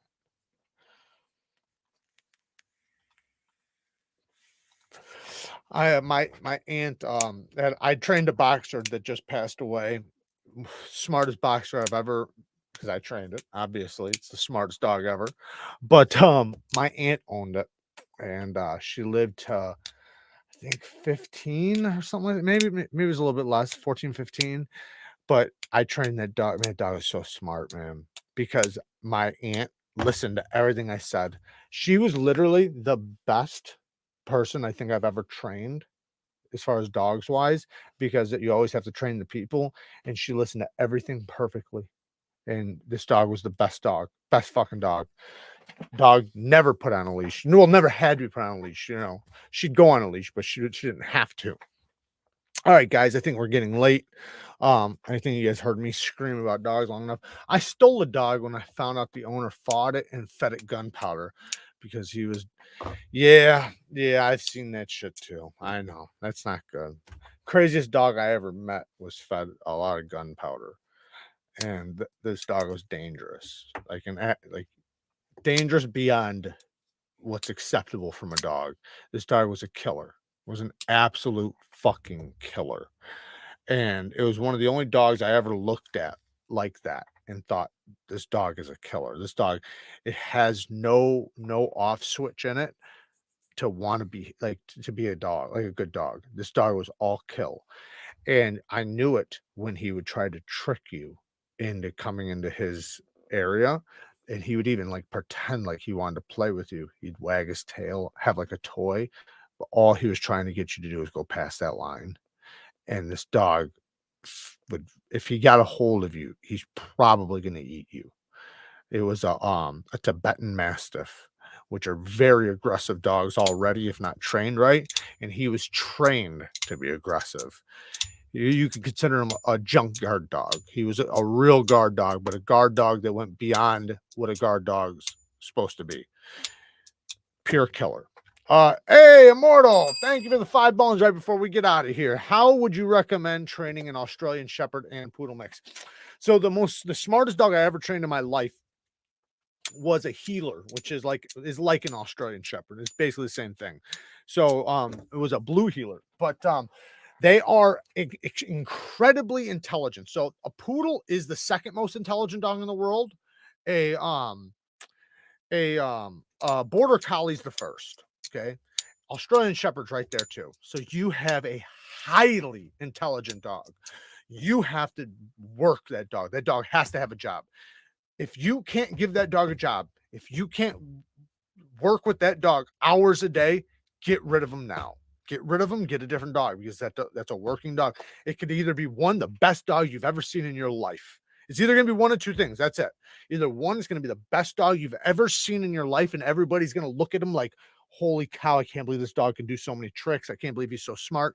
It's either going to be that, or it's going to be like, this is the worst fucking dog I've ever seen in my life, because they're so smart that if you're not doing the things that are required to keep a dog like that, they're going to chase people. They're going to bite children. They're going to tear the fucking house apart. They're going to bark like crazy. They're constantly getting fights with other dogs. It's just going to be an ongoing fuckery of shit. But if you're working the dog, taking him out, training him, teaching the dog, that's a dog that technically doesn't require a leash. Let me be clear. That's a dog that's bred to follow you. So you should be able to walk right now. Start it right now. Start walking around, leading him. Or him or her, I don't know which one it is, but lead her or him. Call it, and then when it comes, give it a treat, keep on walking. Call it when it comes, play with it with a toy, then keep on walking. Keep a situation going where you're constantly moving and the dog's constantly following, and don't always give him the same thing, right? Like, even if you're just going out to check the mail, go check the mail, let him come with you. Give him jobs. That way he's working. He even if he's just next to you doing what you're doing, he's still working, right? He's doing what you're doing. So bring him everywhere, do everything with him. And that dog has the potential to be the smartest dog you've probably ever seen in your life. And I'm not exaggerating, and I'm not just saying that. Those dogs are, man, like I could teach those types of dogs, like literally like 3 tricks in 10 minutes. Like, they're so fucking brilliant. But you have to know how to work with them. So just continue working with them. If you need any help, contact me on Instagram. I'll give you some tips. But like I said, start with following. Start with that. Start with a recall. A recall means you call it, it comes back, but you let it go. You don't call it back to put it on a leash. You're only calling it back to come to you so that he can leave again, right? So you can wander, and then every time you call, he'll come. And then also sometimes have something, right? Like, you call him and he comes, have a toy there ready to fuck up, right? Or sometimes he comes when you call him and you have a toy to throw. Sometimes he comes when you call him and you got a squirrel you're chasing, right? And let him chase the squirrel. So, like, figure out things you can do to take him to do it, and constantly do that as much every day as you can. Now, it doesn't mean you're like those dogs, man. They're Australian Shepherds are bred. Listen to what they're bred for. They're bred for cattle work, herding hundreds, if not thousands of cattle for 14-hour days. Like, think about that. 14-hour days out in the field herding cattle. That's what they do. So imagine what type of energy, that level that takes. Now, I'm not saying it's not manageable. It's absolutely manageable, but you have to be willing to do everything with your dog. Like, just let them come with you everywhere. Everywhere you go. You're going to the beach, let your dog come. You're going out to you're going over to your neighbor's house, let your dog come with you. Let him come with you everywhere. Be his best friend. You have the best dog you've ever seen. Chris Jones with the 5 bones. A couple bucks for Blade Show, buddy. Gonna try and wake up for the Bang Gang just in case. Have a blast in ATL. Hit the varsity for dogs and onion rings. Hey, brother, thank you for the donation. And hopefully I'll see you tomorrow, because we do have the Bang Gang Live. Anybody who's in here right now that is a member, we have a Bang Gang Live at 12:15 tomorrow, where we're doing live sharpening, where we teach knife sharpening. If you're not a member, you can join the membership. It's always linked in the top of the description, or in the description at least. So you can go in the description, you can see the memberships, you can become a member, and then you can join us for a live sharpening tomorrow, where you can ask me anything you want, and I'll help you get the best quality edges you possibly can, and help you get an understanding of having good edges. We're also going to be doing more stuff as soon as I get back from Blade Show. But until Blade Show, I got to, work on the regular videos, because I got to build stuff up for while I'm gone and everything. You get it all. Best knives, best sharpening, good smell, and good nose. Try find that on BS channel. Exactly. Thank you, Dennis. I appreciate it, man. And he was sent to the dog kennel because he met some money. I'm going to have a quarantine for rabies and all that bullshit. He was in there because I got a Momo video, literally getting out of his cage thing.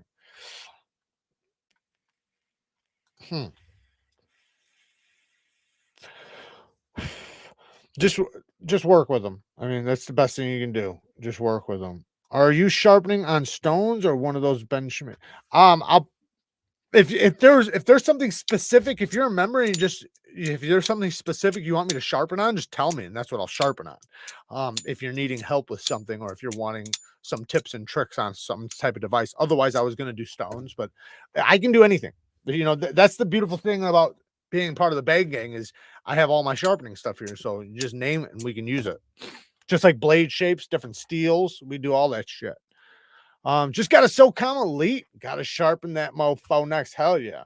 That's a badass one to sharpen. Thick boy. Jared, would you be alive right now if you hadn't met Kara? It's tough to say. That's a tough one. I'd probably say I'd definitely be in prison. That's for sure. So I might be alive, but I'd be in prison. That's for damn sure. Like without a doubt. Like I'm not like just saying that. I would 100% be in prison. I'd probably be doing near a life sentence. But or at least a good 20 plus years at least.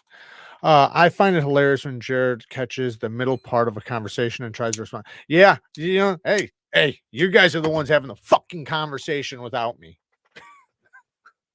Of course, I'm going to catch the middle of it. Is John Doe really Kara or one of Kara's friends? I have no idea. John Doe in the chat? It's just John Doe, just a no name. What's funny is she games and people think that she's me. So people think they're gaming with me. Little do they know it ain't me. Damn sure ain't me. I think she tells them though a lot of times and tells them like, you know, who you know, because a lot of times they know the channel or they've heard it or seen it or they look it up. Can you imagine if all of us could talk to each other in the chat? I know. Could you only imagine if you guys could just have conversations in the chat? Well, we are glad you're here. I'm glad I'm here too. And I thank God every day and night. I am so blessed. I feel so thankful and grateful to have a second chance. In many ways, I think of it as a fourth and fifth chance, to be honest. Not even a second chance. I got like fucking a lot of different chances. So I'm very blessed to have had so many chances. You know, thank God. So I took your advice and bought a knife, a Kershaw shuffle instead of a multi-tool for his first knife for my son, 2022 Christmas. Very cool. Oh yeah, that's good, man. Start them early. Get them knowing knives and understanding tools as early as possible, and not just knives, tools. Period. Screwdrivers, wrenches, pliers. Get them to know tools so that because think about this, you know, as time goes on, those are going to be the men that are not expendable, right? The men that can work on anything and do anything, right? You know, like there's going to be a time when it's going to come in handy no matter what. No matter what. Even if he doesn't work with tools, just the having the ability to learn how to work tools, like with me, right? There's a lot of tools I've never used in my life, but I promise you I could figure them out in 10 minutes. Show me what to do, I'll fucking do it. Because I've done that so many times in my life where somebody threw me on a machine and I just had to start operating it, right? Show me what to do, and now I'm doing it. Now I'm doing it for the next 6 months. So you want to have children like that, children that are brave enough and prepared to do anything, right? And I don't mean anything, but you know what I mean. Like do the tough stuff, do the hard stuff, and tools is where it starts. Learning how to operate and use tools. Container. Sorry. I'll see all you motherfuckers in ATL Airport Thursday. Yes. Love you, brother. I will see you here in just a few days. The rest of you, all of you that are going to Blade Show Atlanta, I will see you guys in a few days as well. If you are going to Blade Show Atlanta, make sure you come up to me and say what's up. I might not know what you look like. Make sure you tell me who you are so I don't seem like a dumbass. Please don't make me feel like a dumbass. Because in many cases, I probably won't know what you look like because your thumbnails are so damn small, I can't see them, and I'm blind. Remember, I'm blind, and if I wasn't, I'd still use it as an excuse right now. But no, I can't wait to meet all you motherfuckers that are going to Atlanta, and it's going to be the best Blade show yet. I'm standing on that. I am so excited about it. We are going to have such a blast, and yeah, I'll see you guys soon. And then for everybody who's going to be at the membership tomorrow. I will see you in a few hours because we are going to be doing the Bang Gang live sharpening at 12:15 Central. 12:15 Central tomorrow afternoon. I will see you guys. And as far as the Patreons go, before Thursday, you will have the video uploaded of the giveaway for you guys to enter. While we're gone on the trip, you guys can enter it. When we get back, we'll mail the stuff out to whoever wins, or we'll pick the winner and then mail it out. All right, guys. Thank you guys for all the support. Thank you guys for all the donations. Thank you to all the new members. We appreciate all the support. Love you guys. Peace.